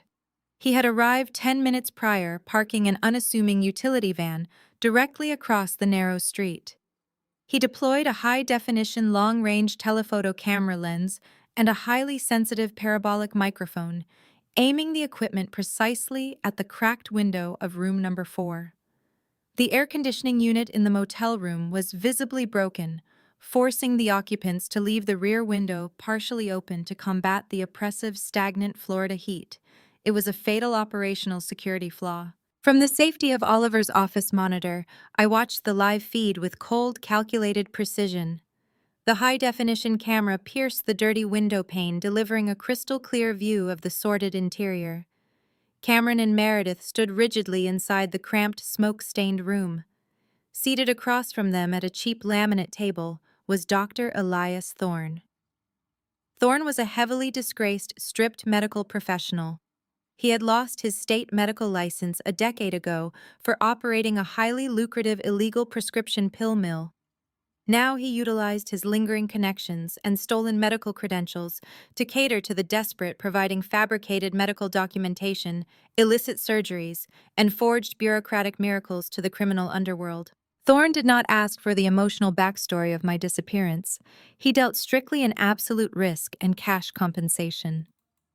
Through the crisp audio feed of the parabolic microphone, I listened as Meredith ruthlessly laid out their exact requirements. She did not show a single ounce of hesitation or grief. She outlined the parameters with chilling efficiency. "We require a comprehensive ironclad medical history," Meredith commanded, her voice cutting sharply through the humming static of the motel room. "The file must be meticulously backdated over the course of the last 18 months. It needs to show a rapid, aggressive onset of Lewy body dementia. You will include detailed clinical notes indicating severe nocturnal wandering, intense visual hallucinations, and a total loss of spatial awareness. The narrative must perfectly support a tragic, unavoidable, accidental drowning." Thorne leaned back in his rusted folding chair, tapping a nicotine-stained finger against the laminate table. He understood the profound legal gravity of what she was requesting. Fabricating a medical history was a serious offense, but it was merely the preamble to their ultimate goal. A retroactive dementia diagnosis will appease the local police detectives, Thorne replied, his voice gravelly and low. It provides a neat, tidy explanation for an old man falling off a boat. But a medical file does not trigger a $5 million corporate insurance payout. You are asking me to produce a certified death certificate without a physical body to autopsy. That requires accessing the county coroner's secure digital portal. It requires utilizing stolen cryptographic signatures to bypass the Federal Vital Records Registry. If the insurance conglomerate audits that document and discovers the forgery, the resulting federal wire fraud charges carry a mandatory minimum sentence of 20 years in a federal penitentiary. Meredith did not blink. She reached into her expensive designer purse and retrieved the thick banded stack of $100 bills. She threw the heavy stack onto the table. It landed with a solid, undeniable thud directly in front of Thorne. $10,000 in untraceable cash, she stated coldly. You assume the digital risk and we walk away with the paperwork necessary to satisfy the insurance board. Cameron stood silently beside his wife, looking physically ill. He was sweating profusely in the stifling heat of the room, his eyes darting nervously toward the thin motel door. He was fully aware that he was actively crossing a point of no return. By participating in this specific transaction, he was elevating his crime from simple neglect and attempted murder to a massive, highly documented federal conspiracy to commit wire fraud and insurance fraud. But the paralyzing fear of the syndicate enforcers outweighed his fear of the federal government. He remained completely silent, implicitly endorsing the felony. Thorne stared at the thick stack of cash. The inherent greed that had originally destroyed his legitimate medical career effortlessly overpowered his cautious instincts. He reached out and pulled the banded bills toward his chest. He thumbed through the stack with practiced rapid precision, verifying the amount, before dropping the money into a battered leather briefcase resting on the stained carpet. Give me the exact biographical details, Thorne instructed, pulling a sleek, high-end laptop from the briefcase. Full legal name, date of birth, social security number, and the exact coordinates provided to the Coast Guard search and rescue teams. I will route the forged death certificate through a compromised terminal at the Regional Medical Examiner's office. The document will carry the official county seal and a verified digital tracking number. The insurance company will run it through their automated verification system, and it will return as absolute undeniable fact. I sat perfectly still in the pristine, air-conditioned comfort of Oliver's office, watching Thorne's fingers fly across his keyboard. He was actively constructing the official bureaucratic proof of my demise. He was meticulously typing out the fabricated clinical notes detailing my supposed mental decline. He was signing my life away using stolen credentials, wrapping my entire existence into a neat, highly profitable lie. The live surveillance feed captured every single keystroke, every hushed negotiation, and the undeniable physical exchange of the illicit cash. Vance was currently recording the interaction from 3 separate angles, ensuring the audio and visual data was completely synchronized and undeniably admissible in a federal court of law. The evidence was simultaneously uploading to Oliver's encrypted servers, creating a permanent, indestructible record of their felony. 20 minutes later, Thorne hit the final execution key. A small portable laser printer sitting on the edge of the laminate table hummed to life. It slowly fed out 2 pristine, heavily stamped sheets of official county paper. One document was the comprehensive, backdated medical history outlining a severe case of dementia. The second document was a certified, legally binding death certificate officially declaring Garrison Cole dead by accidental drowning. Meredith snatched the warm papers directly from the printer tray. She reviewed the forged seals with a predatory, triumphant gleam in her eye. She carefully folded the documents and placed them securely inside her purse. She grabbed Cameron by the arm and pulled him toward the door. They exited the motel room with renewed, arrogant confidence. They firmly believed they had just successfully purchased their salvation. They believed the forged paperwork was the final impenetrable shield that would protect them from the syndicate and unlock their $5 million windfall. They had absolutely no idea that they had just walked blindly into a highly orchestrated federal trap, By actively purchasing forged government documents to defraud an interstate insurance conglomerate, they had officially escalated their crimes to a federal level. They were no longer simply fighting for money, they were now unknowingly fighting for their freedom. I watched their luxury sedan pull away from the decaying motel, entirely unaware of the surveillance van tracking their departure. The snare was now fully armed, the evidence was permanently secured, and the final phase of their total destruction was about to begin. Vance's surveillance feed went entirely dark, the digital transfer of the felony evidence fully secured within Oliver's encrypted servers. The federal snare was now perfectly constructed, armed, and completely invisible.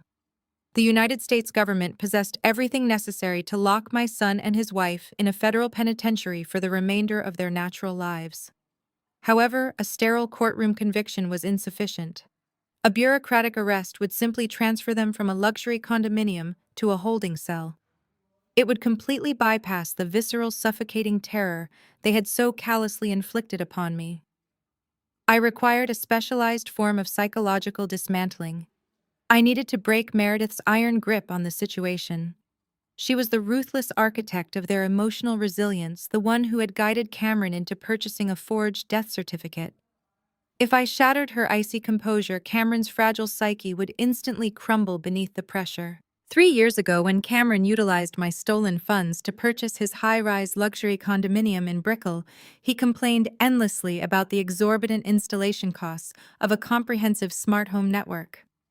I had stepped in utilizing my decades of naval engineering background to design and hardwire the entire localized system from the ground up.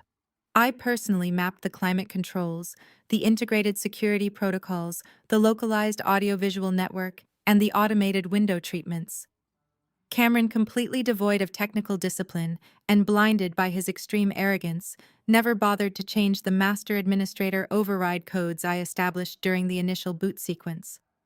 He simply wanted the superficial luxury of controlling his lighting with a smartphone application. He never understood the complex digital doors he had left wide open for me. I remained seated in Oliver's private office, utilizing an untraceable heavy-duty encrypted laptop provided by Vance. I accessed the primary commercial gateway and entered the default string of alphanumeric characters. The system accepted the master credentials instantly. The entire digital blueprint of my son's residence materialized on the glowing screen. The interface displayed every active motion sensor, every thermal reading, and the operational status of every connected device within the expansive penthouse. The digital clock in the lower corner of my screen ticked silently toward 3 a.m. They were currently asleep, thoroughly exhausted from the massive adrenaline expenditure of actively committing a federal felony. They believed they were safe behind locked doors and a manufactured medical history. They believed the nightmare was over. I initiated the primary sequence. I targeted the centralized HVAC network first. I bypassed the localized wall thermostats, immediately revoking all manual control from the physical panels located inside the condominium. I commanded the heavy-duty industrial heating units to engage at their absolute maximum capacity. I overrode the standard residential safety limiters, pushing the target ambient temperature to a blistering 105 degrees. The massive air handlers roared to life on the roof of the building, violently pumping scalding dry air directly into the sealed, climate-controlled environment. I was meticulously recreating the exact atmospheric conditions of the yacht's auxiliary equipment hold. I wanted them to feel the thick, oppressive weight of the air turning into poison. I wanted the sweat to pool rapidly on their skin, and the lack of oxygen to burn their lungs. I monitored the thermal sensors precisely as the internal heat steadily climbed. 90 degrees, 95 degrees, 100 degrees. The physical discomfort would already be waking them from their deep, exhausted sleep, wrapping their minds in a heavy blanket of severe disorientation. The luxury sheets would stick to their sweating bodies. The air would feel impossible to breathe. It was time to shatter their reality entirely. I engaged the comprehensive audiovisual network. I remotely activated the massive 70-inch flat-screen televisions mounted in the master bedroom, the main living space, and the guest suites. I bypassed their standard satellite inputs and commanded every single screen to broadcast pure, blinding white static. The sudden intense artificial light flooded the pitch-black condominium, casting harsh, erratic, rapidly strobing shadows violently across the walls. The sudden visual assault was designed to induce immediate vertigo and panic. Simultaneously, I seized control of the integrated surround sound system. The high-fidelity speakers were embedded directly into the ceiling panels of every single room in the penthouse. I uploaded a specific uncompressed audio file directly to the central server. It was a heavy, relentless United States naval marching cadence. I slammed the digital volume slider to its absolute maximum capacity. The booming sound of hundreds of heavy combat boots slamming violently against asphalt erupted simultaneously through the ceiling speakers. The rhythmic, concussive noise vibrated the drywall and rattled the expensive imported glassware in the kitchen. Left, right, left. The commanding, aggressive shout of a military drill instructor echoed through the sweltering penthouse with deafening force. The sheer acoustic volume was physically painful, transforming their quiet sanctuary into an inescapable echo chamber of hostility. The sensory overload was immediate and catastrophic. Through the system's activated internal security microphones, I heard the precise intended result of my offensive strike. Meredith woke up screaming. It was not a calculated cry of frustration. It was a raw, visceral shriek of absolute, unfiltered terror. Her carefully constructed facade of icy pragmatism shattered instantly under the violent assault of blinding light, deafening noise, and suffocating heat. She thrashed wildly against the expensive silk sheets, entirely disoriented, completely unable to process the sudden transformation of her luxurious environment into a terrifying hostile war zone. Her ruthless pragmatism evaporated in the face of sheer, inexplicable chaos. Cameron scrambled desperately out of the bed, choking heavily on the 105-degree air. His heart hammered furiously against his ribs as he stumbled blindly through the flashing, strobing static. He covered his ears against the booming naval cadence rushing toward the digital thermostat mounted near the heavy bedroom door.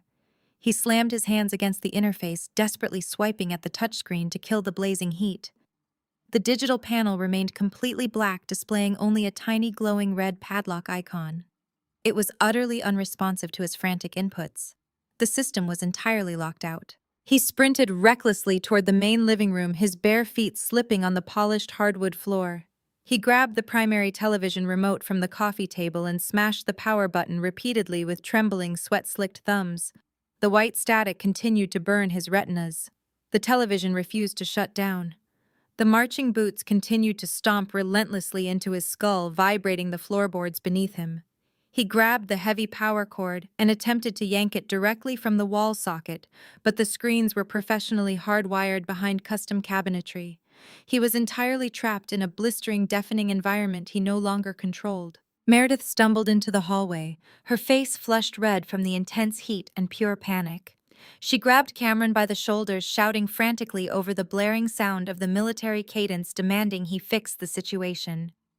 Cameron could only shake his head, his eyes wide with absolute helpless terror. He possessed zero technical ability to combat the digital siege. The psychological dismantling was functioning with absolute flawless perfection. They were currently drowning in the exact same suffocating panic they had designed for me. I leaned closer to the encrypted laptop in Oliver's office and executed the final, devastating protocol of the night. I accessed an untraceable, heavily encrypted SMS gateway. I typed a single, highly specific sentence and routed it directly to Meredith's personal cellular device. Amidst the sweltering heat, the blinding white static, and the deafening roar of the naval cadence, Meredith's phone vibrated violently against the marble nightstand in the master bedroom. The screen illuminated brightly in the dark, sweaty room. Meredith broke away from Cameron and scrambled back toward the bed. She reached out with a trembling, slick hand and snatched the device from the marble surface. Her wide, terrified eyes scanned the incoming text message originating from an entirely unknown sender. "A steel box gets very hot in the sun, doesn't it, Meredith?" The horrific realization struck her with the devastating force of a physical blow. The color drained entirely from her flushed face, leaving her a sickly, pale white. The phone slipped from her trembling fingers and clattered loudly against the hardwood floor. The forged death certificate resting in her designer purse was absolutely worthless. The ghost they had purchased was a lie. The man they had attempted to murder was not rotting at the bottom of the ocean. He was fully alive, he possessed complete operational control of their lives, and he was currently hunting them from the shadows. The mobile device bounced twice on the polished hardwood floor, its glowing screen casting a sickly illumination across the darkness. Meredith stared down at the shattered glass casing, as if a venomous snake had just coiled itself near her bare feet. The relentless, deafening rhythm of the naval marching cadence continued to pound through the ceiling speakers, vibrating the floorboards and amplifying the raw terror seizing her chest. The stifling 105-degree heat of the master bedroom suddenly felt less like a mechanical malfunction and entirely like a perfectly engineered simulation of hell. She slowly raised her head to look at her husband. Cameron was still frantically pressing the power buttons on the television remote, his face twisted in a pathetic mask of absolute incompetence. He was a weak, privileged man who had thought he could effortlessly play the role of a ruthless predator. He had failed spectacularly. Garrison Cole was not rotting at the bottom of the mangrove swamp. He was alive, he was watching them, and he possessed the tactical mastery to turn their luxurious penthouse into a psychological torture chamber. Meredith crossed the sweltering room in 3 rapid, aggressive strides. She slapped the plastic remote directly out of Cameron's sweating hands. It shattered against the far wall, raining cheap plastic shrapnel across the designer rug. Cameron flinched violently, raising his arms in a cowardly defensive posture. He looked at his wife with wide, bloodshot eyes, completely incapable of processing the severity of their situation. Meredith did not offer comfort. She offered absolute venomous fury. She grabbed him by the collar of his silk pajama shirt, pulling his face inches from hers. The blinding white static from the television screens illuminated the pure hatred burning in her eyes. "He is alive!"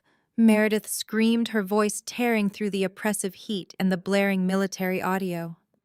"Your father is alive. He sent a message directly to my personal phone. He knows everything. He is controlling the network. He locked the accounts. You told me the auxiliary hold was inescapable. You told me you engaged the magnetic seal and disabled the interior release mechanism. You swore to me that the problem was permanently solved. You failed to kill an old man in a sealed box, and now he is hunting us." Cameron shook his head in frantic, absolute denial. He backed away from her, his breathing rapid and shallow, bordering on severe hyperventilation. The dense, scorching air burned his throat with every panicked intake of oxygen. "That is impossible," Cameron stammered, gripping the edge of the heavy mahogany dresser to keep his legs from buckling. "I checked the heavy aluminum door myself. I watched the lock engage. Nobody survives in that heat without ventilation. It has to be the federal authorities. The Coast Guard or the police must have found the yacht and breached my banking network. They are running a psychological operation to force a confession." Meredith looked at him with profound, unadulterated disgust. "The police do not hack smart home networks to broadcast naval cadences and send cryptic text messages about baking in the sun. This is a targeted personal siege. He is methodically stripping away our resources and our sanity. The syndicate enforcers are heavily armed and waiting outside our lobby, and your father is actively suffocating us from the inside. We have absolutely no money, no leverage, and no escape route." The alliance forged in greed began to fracture instantly under the crushing pressure of imminent destruction. Meredith realized immediately that Cameron was a sinking ship. She refused to drown with him. Her survival instinct demanded immediate liquid capital to facilitate a solitary extraction from the city. If the primary checking accounts were frozen and the credit cards were violently declined by the merchants, she needed untraceable assets immediately. She turned away from her trembling husband and marched directly into his private dressing room. Hidden behind a heavy custom-built mirror was a flush-mounted steel wall safe.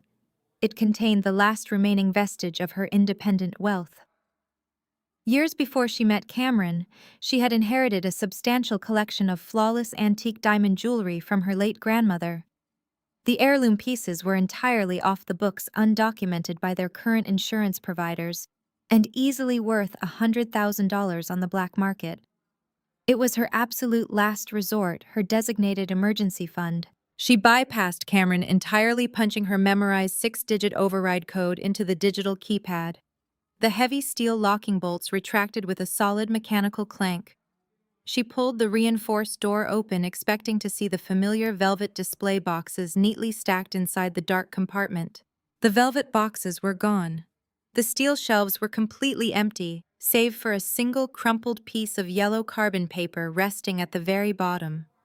Meredith reached into the dark void, her fingers trembling slightly as she pulled the thin paper out into the flashing light of the bedroom. It was a standardized receipt from a high-end discreet pawnbroker located in the jewelry district of downtown Miami. The date stamped on the top corner was exactly 4 weeks ago. The itemized list detailed every single piece of her grandmother's antique diamond collection. The total cash payout was $95,000. Cameron had secretly emptied the safe. He had stolen her most valuable family heirlooms and liquidated them behind her back to secure the initial cash down payment for the luxury yacht. The yacht that was supposed to serve as the perfect, untraceable murder weapon. The yacht that was now heavily defaulted, currently floating empty and entirely useless. He had robbed her to build a trap that ultimately caught nothing. Meredith walked slowly back into the master bedroom. The heat was now physically suffocating, the ambient temperature easily cresting 108 degrees. Cameron was sitting on the edge of the mattress, his head buried deep in his hands, completely broken. Meredith did not yell. The time for screaming had officially passed. She walked directly up to him and slapped the yellow pawnshop receipt sharply against his wet cheek. Cameron flinched, looking down at the crumpled paper. His eyes widened in absolute terrified recognition. He tried to stand, opening his mouth to formulate a pathetic excuse, but Meredith struck him across the face with a closed fist. The heavy blow snapped his head violently to the side, splitting his lip against his teeth. "You stole my grandmother's diamonds to buy the boat," Meredith stated, her voice a deadly, venomous whisper that cut through the blaring, marching cadence. "You liquidated my only escape route to finance your catastrophic failure. You are completely useless. You are heavily indebted to murderers, you are actively hunted by your own father, and you have officially stolen from the only person left on Earth willing to tolerate your existence." Meredith did not wait for his bloodied, stammering apology. She turned on her heel and marched directly out of the sweltering master suite, slamming the heavy oak door behind her. She moved swiftly down the heated corridor toward the secondary guest bedroom. She pulled an expensive leather duffel bag from the top shelf of the closet and began throwing functional, unbranded clothing inside. She needed to sever herself entirely from the sinking weight of Cameron Cole. She pulled her secondary, unregistered burner phone from the hidden lining of her purse. She bypassed the standard contacts and manually dialed a specific, highly confidential number. She was calling Marcus Sterling, a notoriously aggressive rival defense attorney who specialized in securing immunity deals for high-profile white-collar criminals facing federal indictment. She listened to the line ring twice before a sharp, awake voice answered. Meredith spoke with cold, calculated precision. She was actively preparing to offer the federal authorities the entire unvarnished truth regarding the forged life insurance policy, the purchased death certificate, and the premeditated murder plot. She was offering Cameron on a silver platter, provided the district attorney granted her absolute immunity as a coerced victim and secured her a negotiated, untraceable portion of the estate payout. She was methodically preparing to feed her husband to the wolves before the syndicate arrived to slaughter them both. The heavy oak door of the master suite slammed shut, vibrating the walls and sealing Cameron Cole in his own personal inferno. Meredith was gone. She had packed her bag, secured her burner phone, and abandoned him to the absolute ruin he had engineered. The naval marching cadence continued to blare relentlessly from the ceiling speakers, a concussive rhythm that synchronized perfectly with his pounding heartbeat. The ambient temperature in the penthouse had crossed 110 degrees. His silk pajamas clung to his skin, completely saturated with fear and sweat. He was entirely isolated.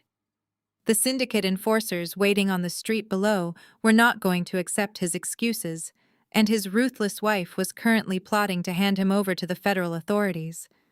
He had exactly one option remaining. He had to execute the final phase of the plan alone. Cameron scrambled across the scorching hardwood floor and snatched Meredith's discarded designer purse.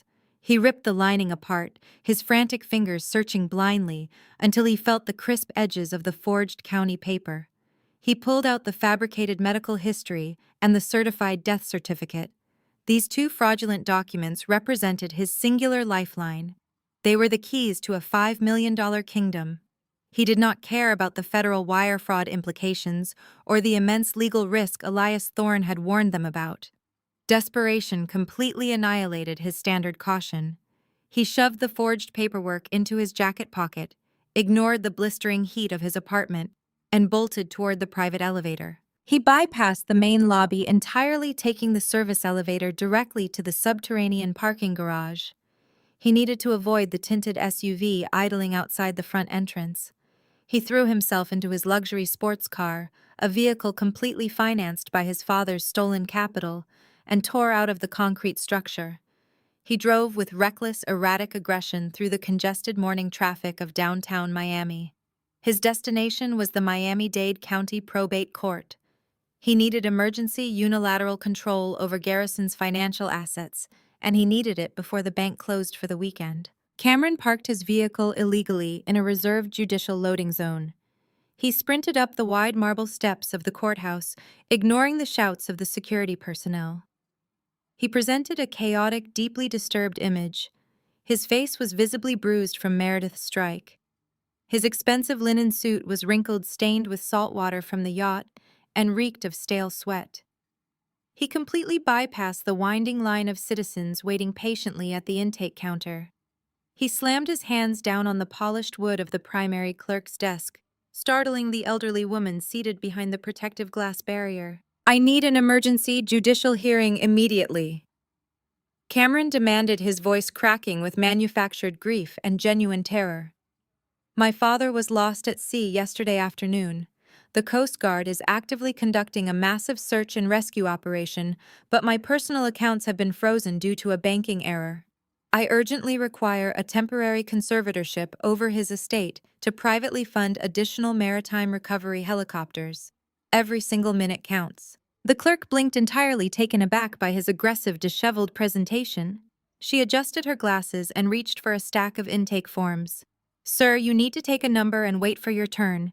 The probate docket is completely full today. An emergency hearing requires an expedited filing fee and a minimum 48-hour processing window." Cameron did not possess 48 hours. He possessed less than 10. He reached into his jacket and pulled out the forged, certified death certificate. He shoved the document violently under the gap in the safety glass. "He is legally dead," Cameron stated, pitching his voice loud enough to draw the attention of the armed bailiffs standing near the metal detectors. "I possess the certified medical documentation from the county examiner. I am his only surviving blood relative. I am the sole heir to his entire estate.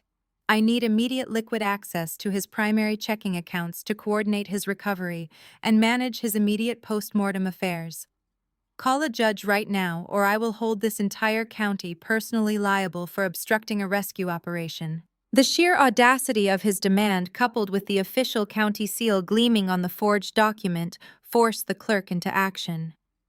She picked up the death certificate, her eyes scanning the fabricated signatures and the official digital tracking numbers Elias Thorne had meticulously generated. The document looked entirely authentic. She picked up her heavy desk phone and dialed the internal extension for the presiding probate judge. 30 agonizing minutes later, Cameron was escorted into the austere wood-paneled chambers of Judge Arthur Miller. The judge was a stern, uncompromising veteran of the Florida legal system. He sat behind an imposing elevated desk, peering down at the frantic, bruised man standing before him. The forged death certificate and the fabricated medical history rested squarely in the center of his leather blotter. "Mr. Cole." Judge Miller began, his tone remarkably flat and bureaucratic. This court extends its deepest condolences regarding your father's tragic accident. I have reviewed the official Coast Guard incident report and the medical documentation you provided. The rapid onset of dementia is a terrible affliction. However, your request for an emergency release of estate funds is highly irregular. It is a matter of life and death, Your Honor. Cameron lied smoothly, leaning heavily against the wooden defendant's table. The Coast Guard resources are stretched incredibly thin. I need to hire private salvage divers and aerial surveillance teams immediately. My father's primary checking and savings accounts contain the exact liquid capital required to execute this operation. I simply need your signature to unfreeze those specific assets. Judge Miller picked up his reading glasses and turned his attention to his dual-screen computer monitor. He accessed the secure county probate database, his fingers typing Cameron's provided information. Cameron held his breath, feeling a cold bead of sweat roll slowly down his spine. If the judge authorized the release, Cameron could walk directly across the street to the bank, extract the $800,000, pay off the syndicate, and disappear before Meredith finalized her immunity deal. The judge stopped typing. A sharp, distinct electronic chime echoed loudly in the quiet chamber. The sound was not a confirmation. It was a severe system-level denial alert. Judge Miller frowned, leaning closer to his monitor. He clicked his mouse twice, attempting to bypass the digital roadblock. The system flatly refused his judicial override. He looked back up at Cameron, his expression shifting from mild sympathy to rigid, absolute suspicion. "Mr. Cole," the judge stated coldly, "are you entirely aware of how your father structured his financial holdings?" Cameron swallowed hard, his throat completely dry. "My father was a simple maritime engineer. He maintained standard banking accounts. I have managed his minor financial affairs for years." "That is demonstrably false," Judge Miller countered, turning the monitor slightly so Cameron could see the glowing red lock icon dominating the screen. "Your father did not maintain standard accounts. Garrison Cole's entire financial portfolio, including his liquid assets, property deeds, and primary trust funds, was completely restructured 5 years ago. His entire estate is permanently locked inside a blind, irrevocable trust." Cameron felt the floor drop entirely out from underneath his feet. A blind trust. That makes absolutely no sense. He never mentioned a trust. I am his son. I am his designated next of kin. Blood relation is entirely irrelevant in this specific legal context, Judge Miller explained, his voice hardening into a stern reprimand.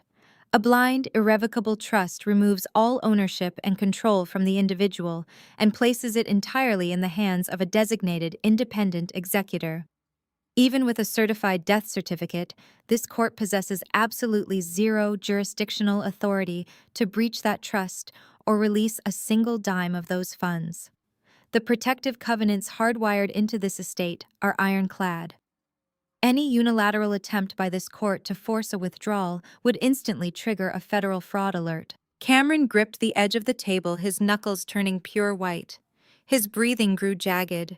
He had murdered his father, purchased a ghost, and walked directly into a federal building, only to discover that the money he had killed for was locked inside an impenetrable legal fortress. Then how do I access the funds? Cameron demanded, abandoning his grieving son routine entirely. There has to be a mechanism. The money belongs to me. The money belongs strictly to the trust, Judge Miller corrected sharply.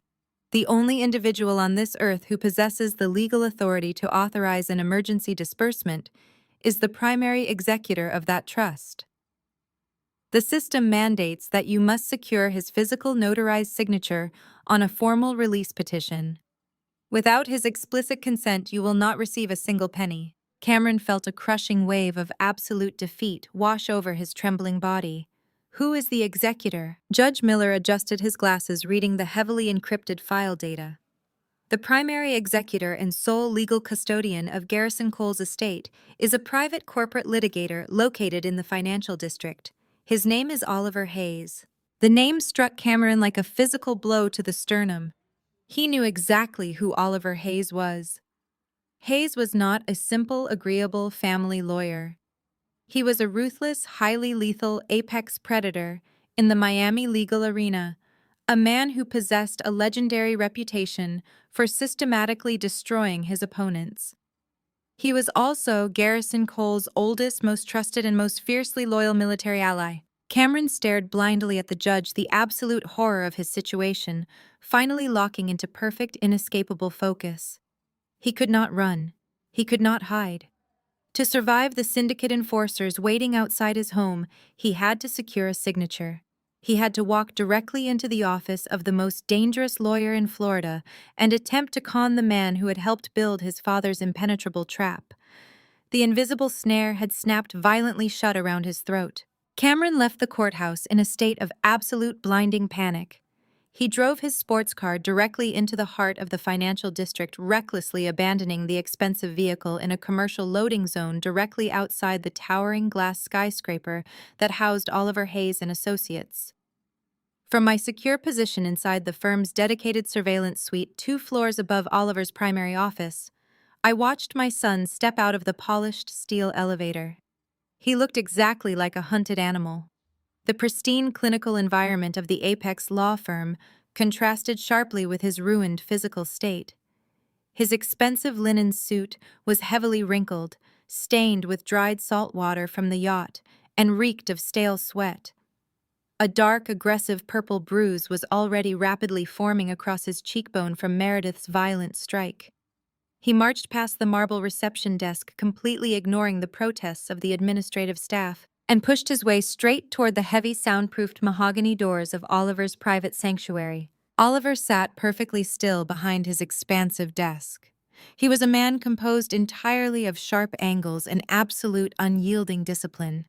He wore a tailored charcoal suit, his posture perfectly rigid, projecting an aura of immense quiet power. He did not flinch or react when Cameron burst violently through the heavy doors. He simply folded his hands neatly over a pristine yellow legal pad and waited patiently for the performance to begin. Cameron threw himself heavily into one of the expensive leather guest chairs positioned across from the desk.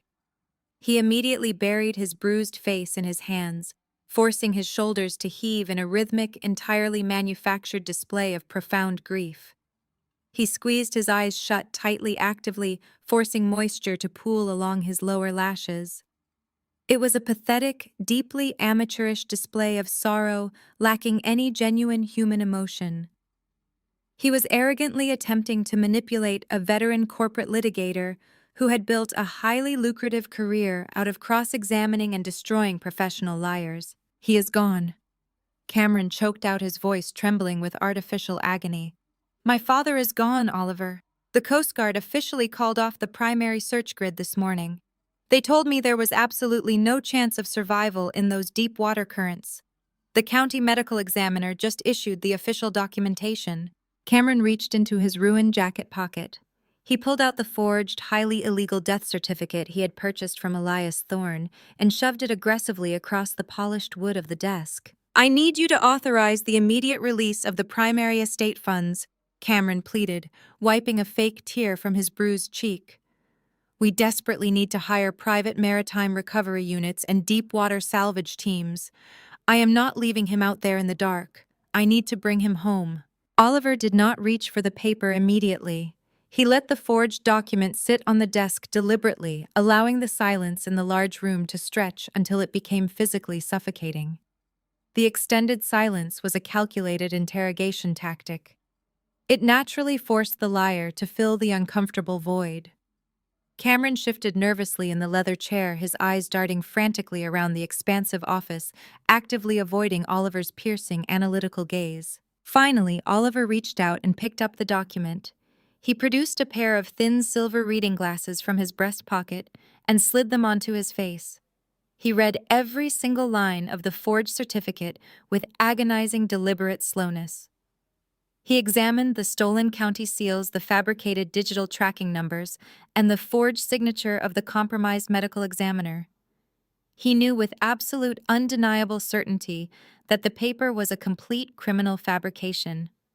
We had watched the disgraced doctor print it in that decaying motel room just a few hours ago, but Oliver played his assigned role flawlessly. This is a profoundly tragic development, Cameron Oliver stated, his voice completely devoid of warmth or sympathy.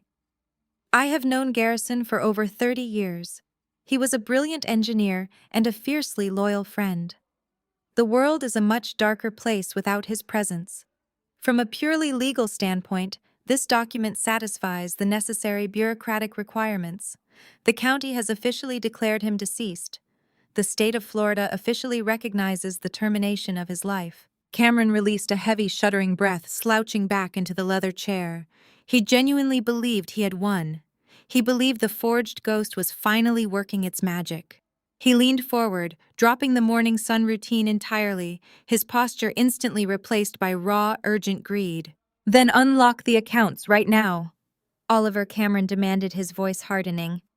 The probate judge stated clearly that you hold the sole authority as the primary executor of his estate. I need an emergency wire transfer of $800,000 routed directly to my personal offshore account immediately. The private recovery teams require liquid cash up front before they deploy the helicopters.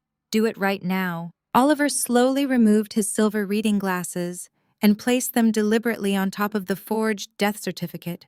He leaned back in his high-backed leather chair, steepling his fingers together. I am afraid you are operating under a catastrophic misunderstanding of your father's financial reality, Oliver explained smoothly, his eyes locking onto Cameron like a predator locking onto its prey. You are entirely correct that I am the sole executor of his estate.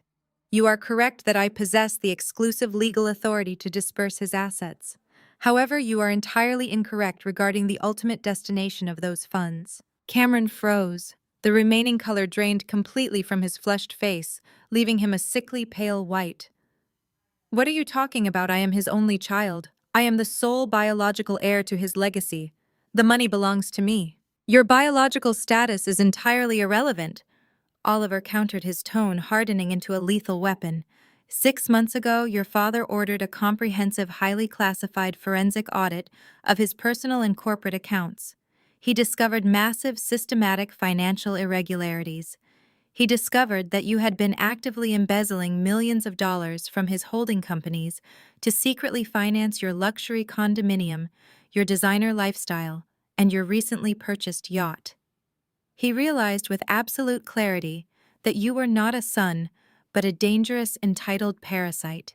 Cameron opened his mouth to protest a lie already forming on his lips, but Oliver raised a single hand, silencing him instantly with a gesture of absolute authority. Following the immediate results of that audit, Garrison directed me to aggressively restructure his entire financial portfolio. Oliver continued relentlessly. We rapidly liquidated his commercial real estate holdings. We consolidated his corporate dividends. We moved every single liquid asset, every high-yield investment account, and his $5 million life insurance policy into a completely blind, irrevocable trust. By federal legal definition, an irrevocable trust cannot be modified, accessed, or broken by any external party, including a probate judge or a biological heir. I am his son, Cameron repeated blindly, the absolute panic rising in his chest like a tidal wave. He had to leave a statutory provision for me. It is the law. You cannot simply erase me from the records. The law dictates that a man may leave his accumulated wealth to whoever he chooses, Oliver stated coldly, leaning forward to deliver the final crushing blow. When we drafted the final binding covenants of the trust, Garrison was exceptionally clear regarding his wishes. He legally and permanently disinherited you. He removed your name from every single legal document associated with his estate.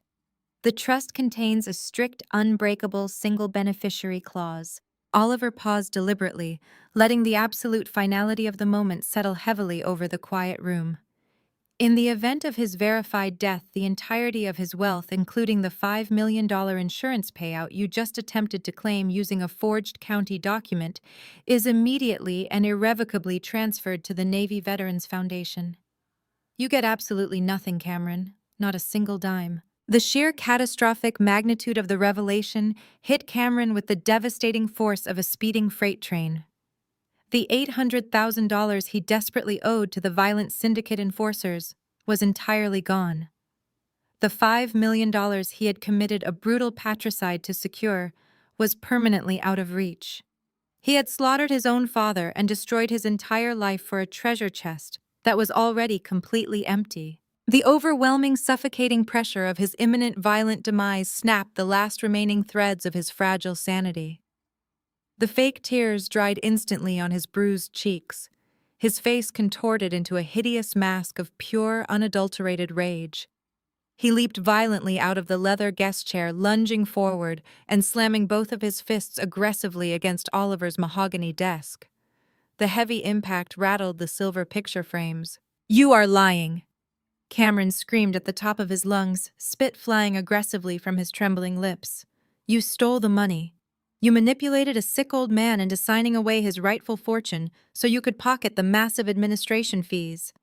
I will drag you through every single court in this state. I will expose your corrupt, pathetic firm to the media. I will have you disbarred, thrown into a federal prison, and completely ruined." Oliver did not move a single muscle.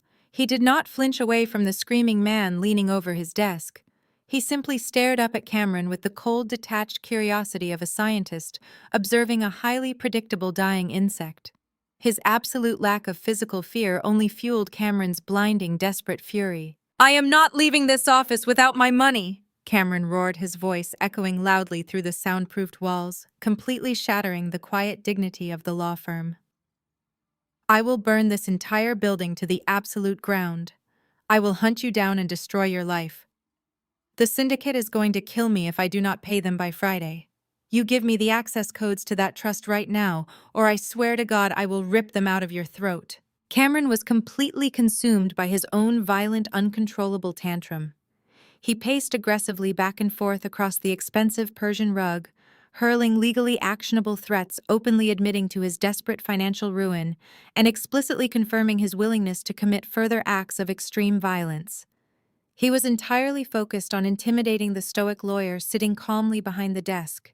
He was a desperate, drowning man lashing out blindly at the only solid object remaining in the room. Because of his blind, singular focus on Oliver's destruction, Cameron entirely failed to monitor his surrounding environment. He failed to inspect the perimeter of the meticulously organized office.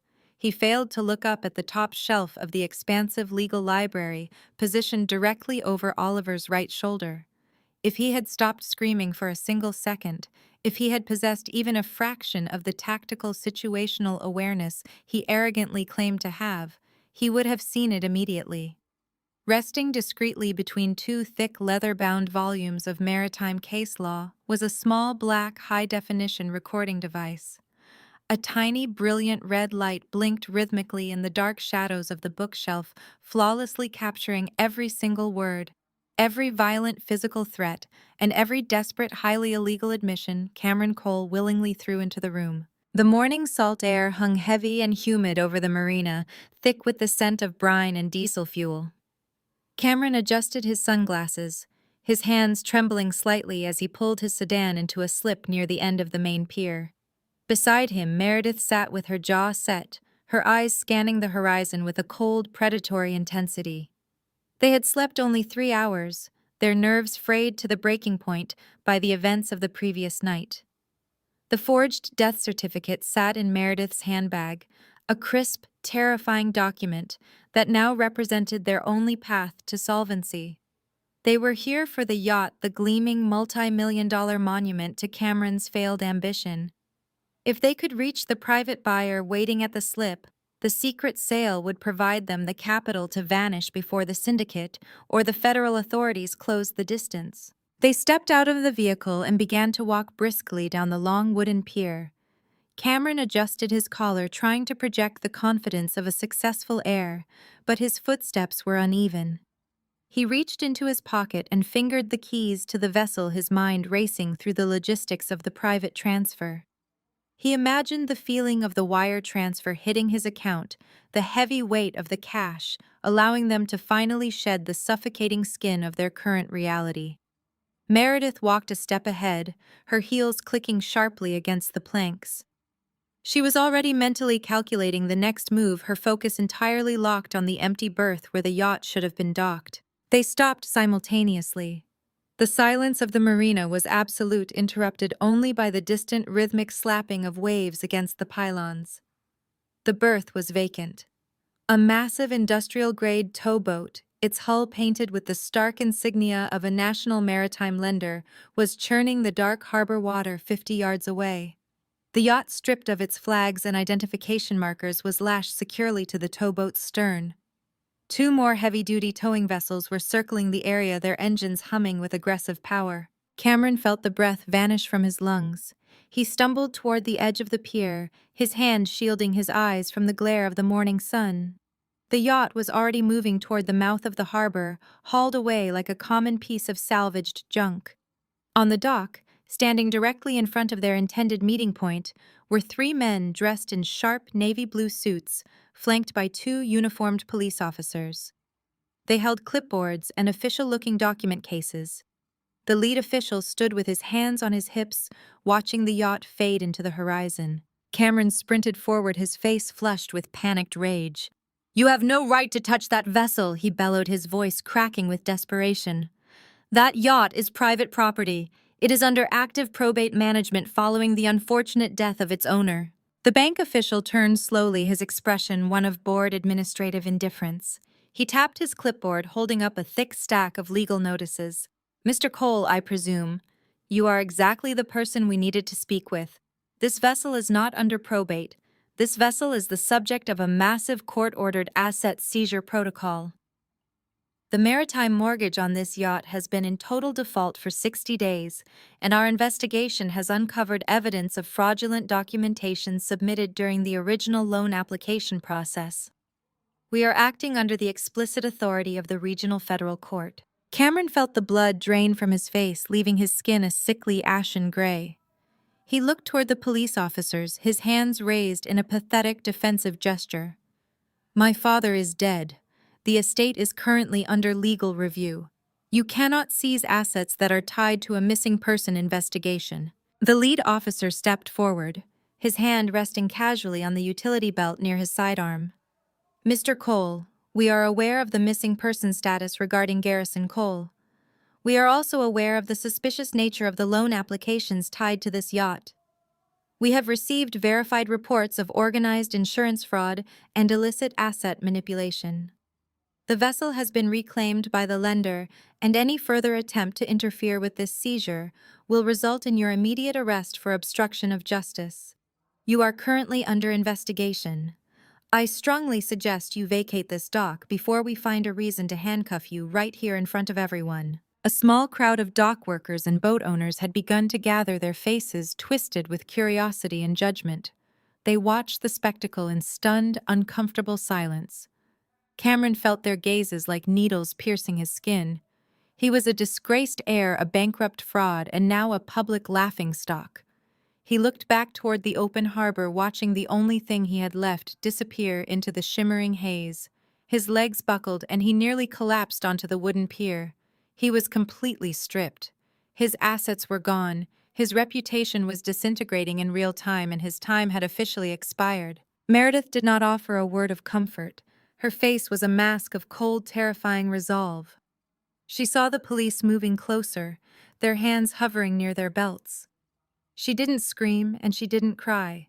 She simply grabbed Cameron's bicep with a grip like steel and wrenched him backward toward the parking lot. She pushed him into the driver's seat of their sedan, her movements frantic and violent. She slammed the door shut and leaned across the center console, her eyes wide with a manic, singular focus. "The yacht is gone," she hissed, her voice vibrating with restrained, white-hot fury. "We have no boat. We have no money. We have no time to negotiate with these pathetic local officials. The syndicate is going to find us within hours, and the federal agents are already tagging us for the mortgage fraud. We do not have another day to play these games."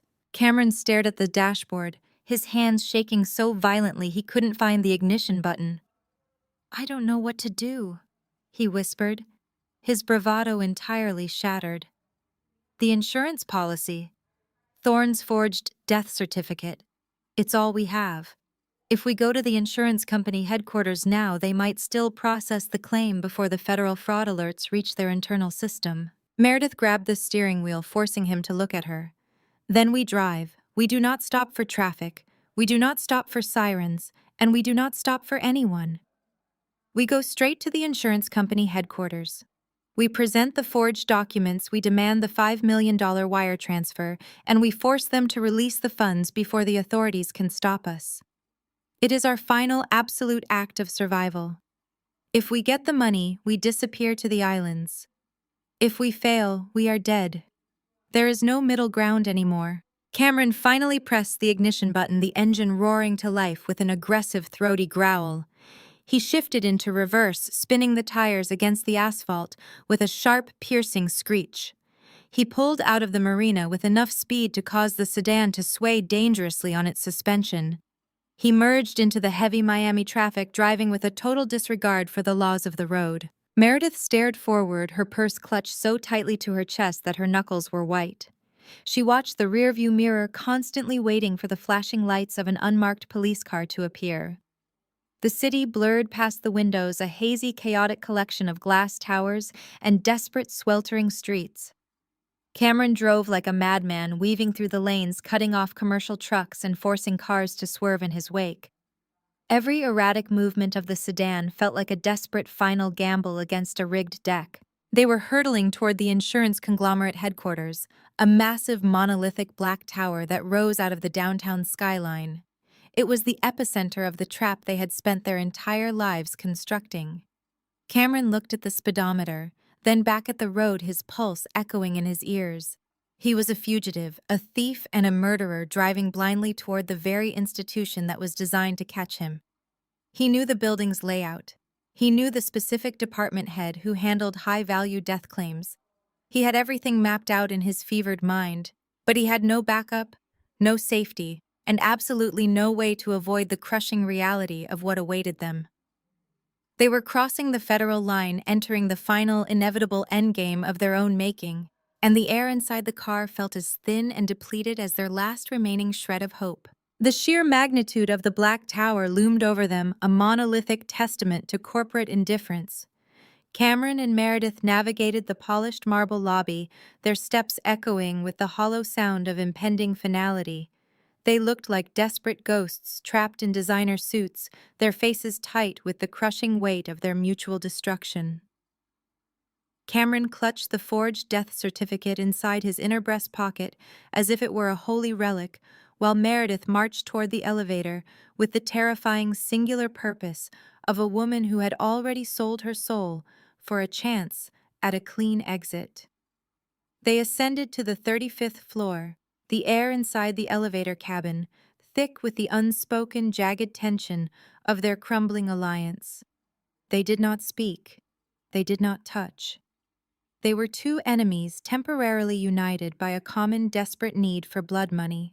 They reached the corporate suite of the regional claims director, a glass-walled enclosure that offered a panoramic, sickening view of the sprawling city below. The claims director, a man named Henderson, stood to greet them. He was draped in a charcoal gray suit that cost more than Cameron had left in his secondary unmonitored savings account.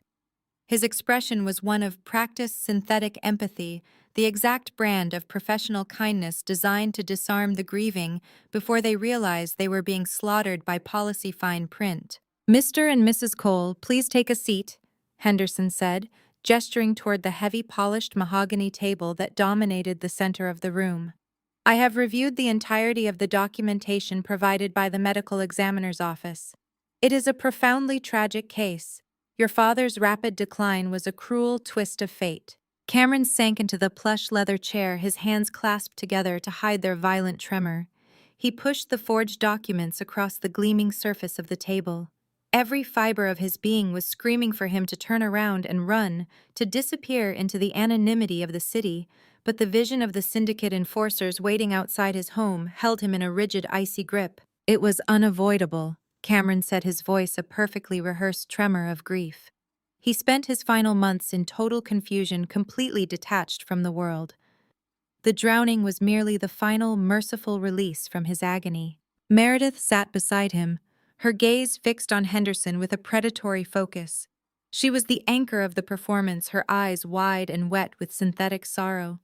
She was the one who had kept the narrative flowing, the one who had ensured that no logistical detail of their fabricated history remained unpolished. Henderson meticulously reviewed the documents. He checked the official county seals against his database.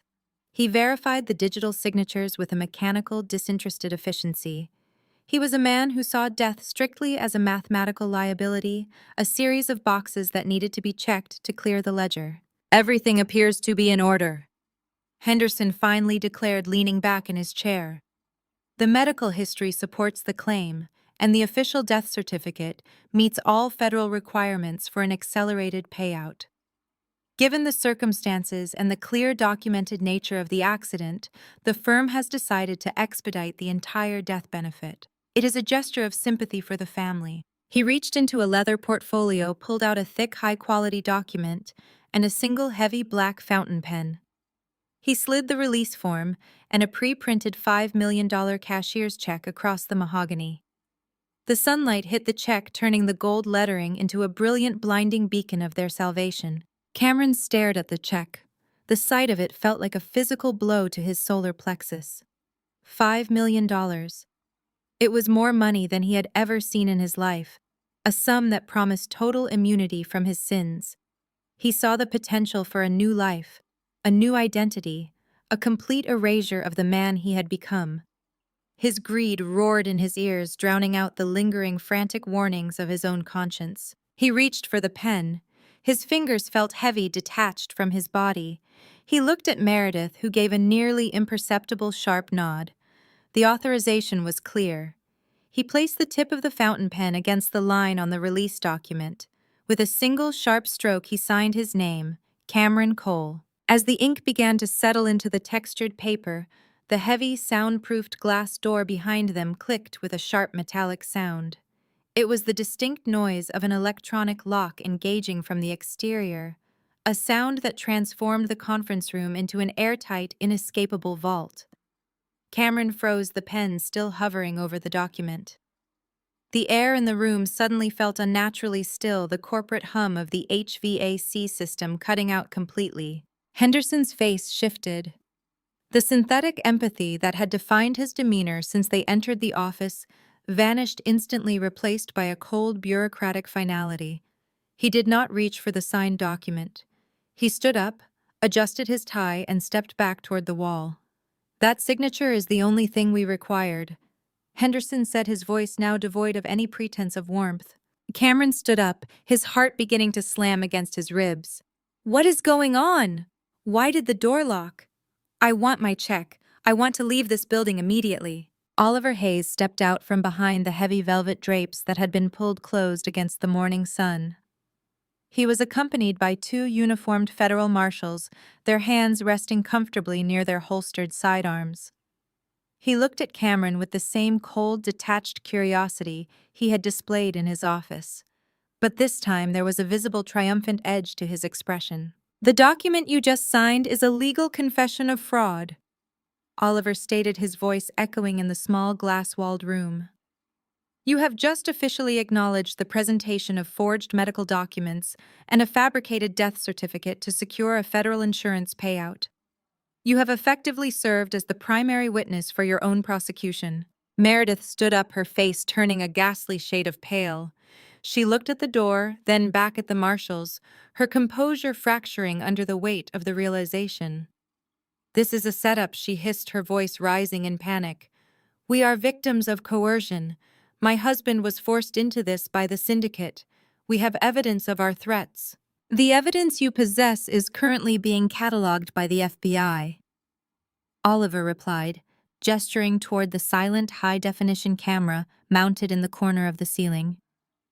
"We have been monitoring your movements since you left that motel room. We have recorded your negotiations with the document forger. We have logged every wire transfer attempt. We have listened to your violent threats in my office." Cameron felt the ground beneath his feet turn to liquid.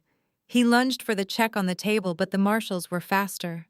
They crossed the room in 2 strides, pinning him firmly against the mahogany table. He struggled, his face grinding against the polished wood, but he was completely overpowered. "You cannot do this!" Cameron roared, his voice cracking with pure, unadulterated terror. "You are all part of the fraud. You wanted the insurance money for your foundation." "Your father did not want the money," Oliver said, stepping forward until he was standing inches from Cameron's face. "He wanted the truth." And now, thanks to your monumental greed and your complete inability to control your own impulses, the truth is officially on the record. The lead marshal pulled a pair of heavy, cold steel handcuffs from his belt. The metallic click of the restraints fastening around Cameron's wrists sounded like a final, damning verdict. Meredith stood frozen, her eyes darting between the marshals and the locked glass door. She saw the end. She saw the absolute, irreversible destruction of the life she had desperately clawed to build. She saw the federal penitentiary, the long years of confinement, the total loss of her identity. She collapsed into the chair Cameron had just vacated, her face buried in her hands. The silence that filled the room was absolute, a heavy, suffocating weight that pressed against them from every side. The $5 million check sat on the table, a useless decorative slip of paper. The forged certificate was now the primary instrument of their demise. They had reached the absolute peak of their ambition, only to find that the mountaintop was the edge of an infinite dark abyss. Cameron watched as Oliver Hayes turned and walked toward the door, his movements fluid, professional, and entirely unbothered. The trap was closed.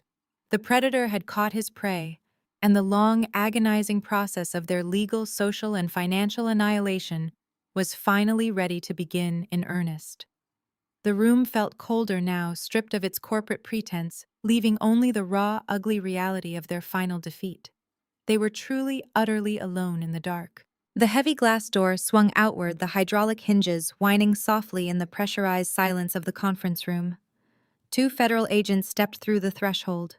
They were large, imposing men wearing severe tactical suits, their postures rigid and their eyes scanning the space with professional, unblinking hostility. They flanked the doorway, creating an impenetrable physical barrier. The air in the room seemed to freeze. Cameron and Meredith sat paralyzed, their breath catching in their throats as the reality of the ambush fully materialized. Then the final impossible figure stepped through the gap between the federal agents. Garrison Cole strode into the center of the executive conference room. He did not look like a man who had spent 2 days baking in the lethal, suffocating heat of an auxiliary engine hold. He did not resemble a tragic victim lost to the ocean depths. He was wearing a sharply tailored, deep navy blue suit that draped perfectly across his broad shoulders. His posture was impeccably straight, completely devoid of the frailty Cameron had so eagerly anticipated. His silver hair was meticulously groomed, and his eyes, cold and flinty, locked onto his son with the devastating precision of a naval targeting laser. He was fiercely alive, and he radiated an absolute terrifying authority. The heavy fountain pen slipped entirely from Cameron's slick, trembling fingers. It hit the polished mahogany table with a sharp clatter, rolling over the signed release document. Thick black ink bled rapidly into the pristine white paper, ruining the signature and staining the fabricated death certificate. Cameron stared at the man standing before him, his jaw hanging slack, his mind completely incapable of processing the visual data his eyes were transmitting. His brain misfired desperately, trying to reconcile the physical presence of his father with the absolute certainty of his murder plot. Meredith shrank backward, pressing herself deep into the plush leather chair. Her carefully constructed mask of arrogant superiority dissolved instantly, replaced by a raw, unadulterated terror that stripped away every ounce of her manufactured composure. She had anticipated federal agents. She had anticipated a legal battle over the forged documents. She had never, in her most catastrophic nightmares, anticipated the physical resurrection of the man she had conspired to kill. You are dead." Cameron stammered, his voice a pathetic, reedy whisper that barely carried across the quiet room. "We left you. The door was locked. The heat." Garrison did not acknowledge the stammering question. He did not offer an explanation of his survival or a comforting word. He stepped forward, his leather shoes silent against the thick carpet. He stopped directly across from Cameron, the mahogany table serving as the only physical barrier between them. He reached down and picked up the pristine $5 million cashier's check that Henderson had presented just moments before. He held the thick paper between his fingers, examining the sum with a look of profound disgust. $5 million, Garrison said, his voice deep and resonant, entirely lacking the tremor of a victim. You calculated the exact price of my life, Cameron. You weighed 35 years of fatherhood against the cost of a luxury yacht and decided that my existence was a depreciating asset. He gripped the edges of the check firmly. With a slow, deliberate, and agonizingly precise motion, Garrison tore the heavy paper directly down the middle. The sound of the tearing paper was deafening in the silent room. He dropped the two ruined halves onto the table, letting them flutter down onto the ink-stained forgery. Your arithmetic was fundamentally flawed, Garrison stated coldly. You failed to calculate the cost of failure. Garrison turned his attention to Meredith, who was trembling violently in her chair. You orchestrated this, Meredith. You provided the operational discipline my son so severely lacks. You purchased the forged medical history.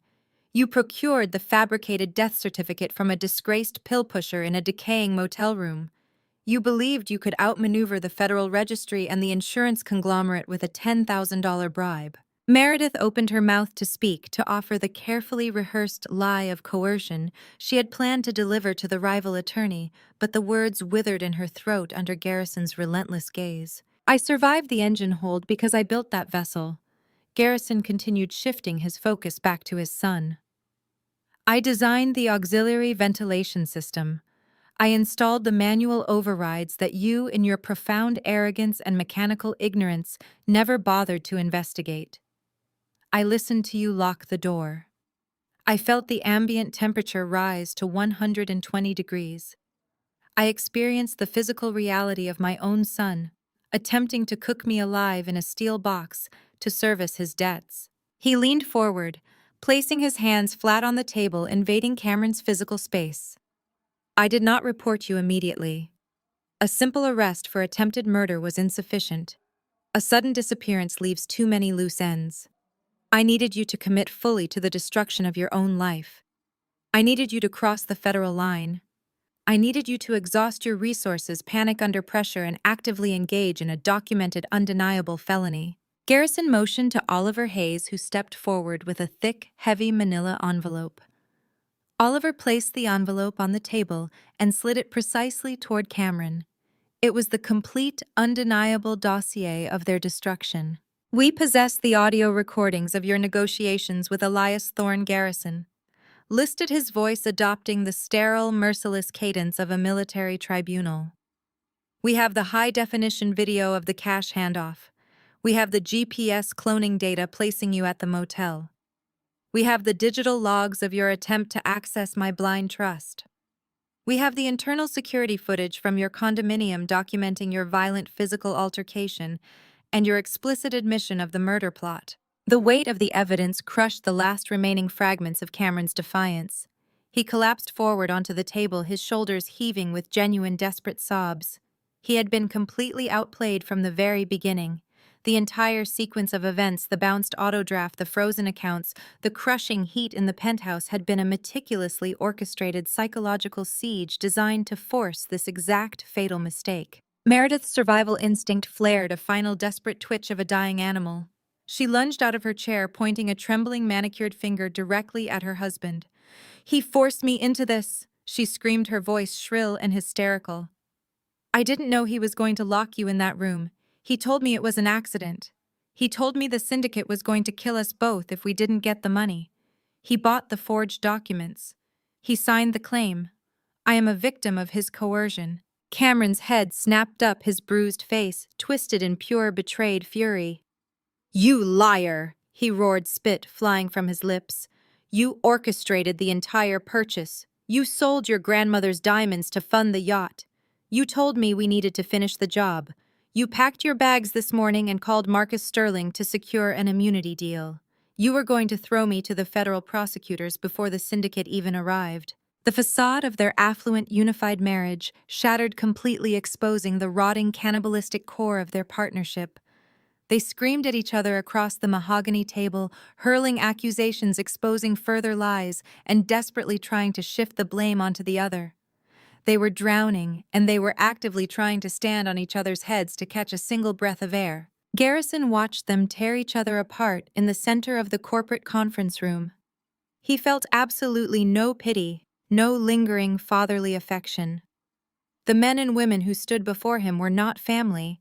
They were simply criminals who had finally met their inevitable consequence. He nodded once to the federal agent standing by the door. The agent stepped forward, their movements swift and practiced. The heavy metallic rasp of handcuffs being drawn from utility belts cut through the screaming argument. An agent grabbed Cameron by the shoulder, hauling him roughly to his feet and twisting his arms behind his back. The cold steel cuffs snapped shut around his wrists, with a definitive bone-chilling finality. A second agent mirrored the action, with Meredith ignoring her frantic, hysterical pleas for a lawyer. Cameron Cole and Meredith Cole, the lead agent, stated, his voice booming over their protests. "You are under arrest for conspiracy to commit murder, first-degree insurance fraud, wire fraud, and the purchase and utilization of forged federal documents. You have the right to remain silent. I strongly suggest you begin using it." They were dragged out of the glass-walled room, their designer clothing rumpled, and their dignity entirely destroyed. The heavy doors swung shut behind them, cutting off their desperate shouts. Garrison stood alone in the quiet conference room with Oliver Hayes.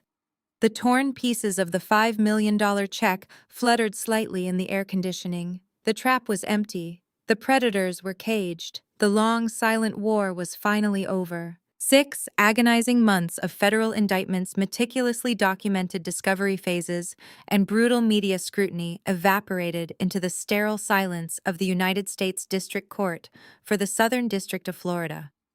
The expansive courtroom was a cavern of polished oak and cold marble. The air conditioning hummed a low mechanical note that seemed to amplify the absolute stillness of the gallery. Every wooden bench was packed to maximum capacity, with local journalists, fascinated onlookers, and legal aides, yet not a single person dared to make a sound. The sheer gravity of the impending judgment commanded total breathless silence. Seated at the heavy defense table, Cameron Cole was utterly unrecognizable from the arrogant, linen-clad heir who had stormed into the insurance conglomerate half a year prior. His expensive manufactured tan had faded into a sickly fluorescent pallor. The tailored suits had been permanently replaced by the shapeless, degrading orange canvas of the federal penal system. His shoulders were slumped forward, his chest caving inward, as if the physical weight of his crimes was actively crushing his spine. His hands lay flat on the defense table, trembling uncontrollably, the heavy iron chains linking his wrists clinking softly against the wood every time he drew a jagged breath. Beside him, separated by a deliberate foot of empty space, sat Meredith, the ruthless, calculating predator who had flawlessly orchestrated the logistical nightmare of the forged documents. Was completely gone. Her hair was limp and entirely devoid of its usual immaculate styling. Her sharp, aristocratic features had hollowed out into a mask of permanent, exhausted terror. They did not look at each other. The fragile, toxic alliance they had built on a foundation of mutual greed had shattered the moment the federal handcuffs clicked shut, replaced immediately by desperate, pathetic attempts to trade each other for a reduced sentence. The federal prosecutors had eagerly accepted their respective confessions, utilizing their mutual betrayals to construct an impenetrable, airtight case against them both. The presiding federal judge, a stern woman with decades of experience dismantling organized fraud, looked down at them from her elevated bench. She adjusted her glasses, her eyes sweeping over the 2 broken figures with profound, unyielding disdain. She arranged the thick stack of sentencing guidelines and leaned forward toward the microphone. "Cameron Cole," she began, her voice resonating sharply through the quiet room. "You conspired to execute your own father. You trapped him in an active engine hold, intending to subject him to a slow, agonizing death by hyperthermia. When you believed you had successfully committed this patricide, you immediately engaged in a coordinated, highly sophisticated campaign of wire fraud, insurance fraud, and the utilization of forged federal documents. Your actions were not driven by desperation or necessity, but by an absolute sociopathic greed. You viewed the man who gave you life as a disposable asset." Cameron squeezed his eyes shut, a single tear cutting a track through the pale dust of his cheek. He had nothing left to say. His expensive defense attorneys had entirely run out of maneuvers. The court sentences you to a mandatory 25 years in a maximum security federal penitentiary. The judge declared her tone, leaving absolutely no room for appeal or negotiation. Cameron released a sharp, choked sob, his head dropping forward until his bruised forehead rested against the cold wood of the table. 25 years. A quarter of a century locked inside a concrete cage. His youth, his freedom, and his entire future were instantly wiped from existence. The luxury penthouses, the imported sports cars, the tailored suits, and the elite social status were completely gone, replaced permanently by cinder-block walls, steel bars, and the brutal regimented schedule of the federal penal system. He was entirely ruined. The judge immediately turned her piercing gaze toward Meredith. Meredith Cole, you were the logistical architect of this horrific enterprise. You procured the fabricated medical documents. You orchestrated the bribery of a compromised medical examiner. You actively facilitated the attempted murder and the subsequent financial manipulation. You are a highly dangerous, calculating individual who viewed human life as a mere obstacle to your financial comfort. The court sentences you to 15 years in federal prison. Meredith did not cry. She simply stared straight ahead, her eyes wide and completely vacant, her mind entirely incapable of processing the vast empty void of the next 15 years. The judge raised her heavy wooden gavel. She struck the sounding block with a single deafening crack. The sound echoed through the high ceilings of the courtroom, an absolute irreversible punctuation mark on their destruction. The trial was officially concluded. The federal marshals immediately stepped forward, grabbing Cameron and Meredith by their upper arms and hauling them roughly to their feet. They were marched toward the heavy side doors of the holding cells, their iron chains rattling loudly against the marble floor. They did not look back. They simply disappeared into the dark mechanical belly of the justice system, entirely consumed by the trap they had so meticulously built. Garrison Cole sat in the front row of the gallery. He watched them vanish behind the steel doors. He did not feel a sudden rush of vindication. He did not feel the triumphant thrill of revenge. He felt only a profound, settling peace. The cancerous infection that had secretly plagued his life for decades had finally been surgically excised. The rot was gone. He stood up smoothly, buttoning his tailored navy blue suit jacket, and walked calmly down the center aisle of the courtroom. Oliver Hayes fell into step beside him, offering a brief, respectful nod of confirmation. The legal war was over. The assets were completely secured inside the irrevocable trust. The corporate restructuring was flawless. Garrison walked through the heavy double doors of the courthouse and stepped out into the vibrant, blinding light of the Miami morning. The thick, humid air washed over him immediately. It did not feel oppressive. It felt incredibly clean. It tasted of salt ocean wind and absolute freedom. A massive swarm of local and national reporters was waiting at the bottom of the wide marble steps. A chaotic wall of flashing cameras, extending microphones, and shouting journalists surged forward the moment Garrison appeared.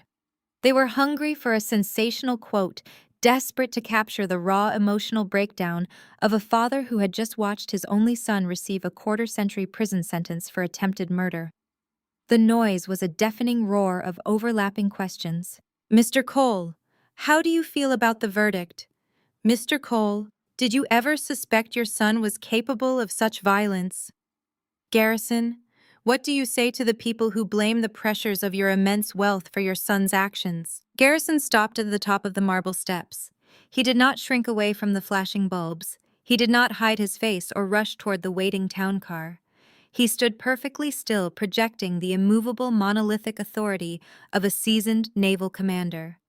The sheer force of his presence caused the chaotic shouting to slowly die down until the crowd of reporters fell into a hushed, expectant silence. Garrison looked directly into the lens of the closest broadcast camera. His expression was completely void of sorrow or regret. Biology does not excuse attempted murder.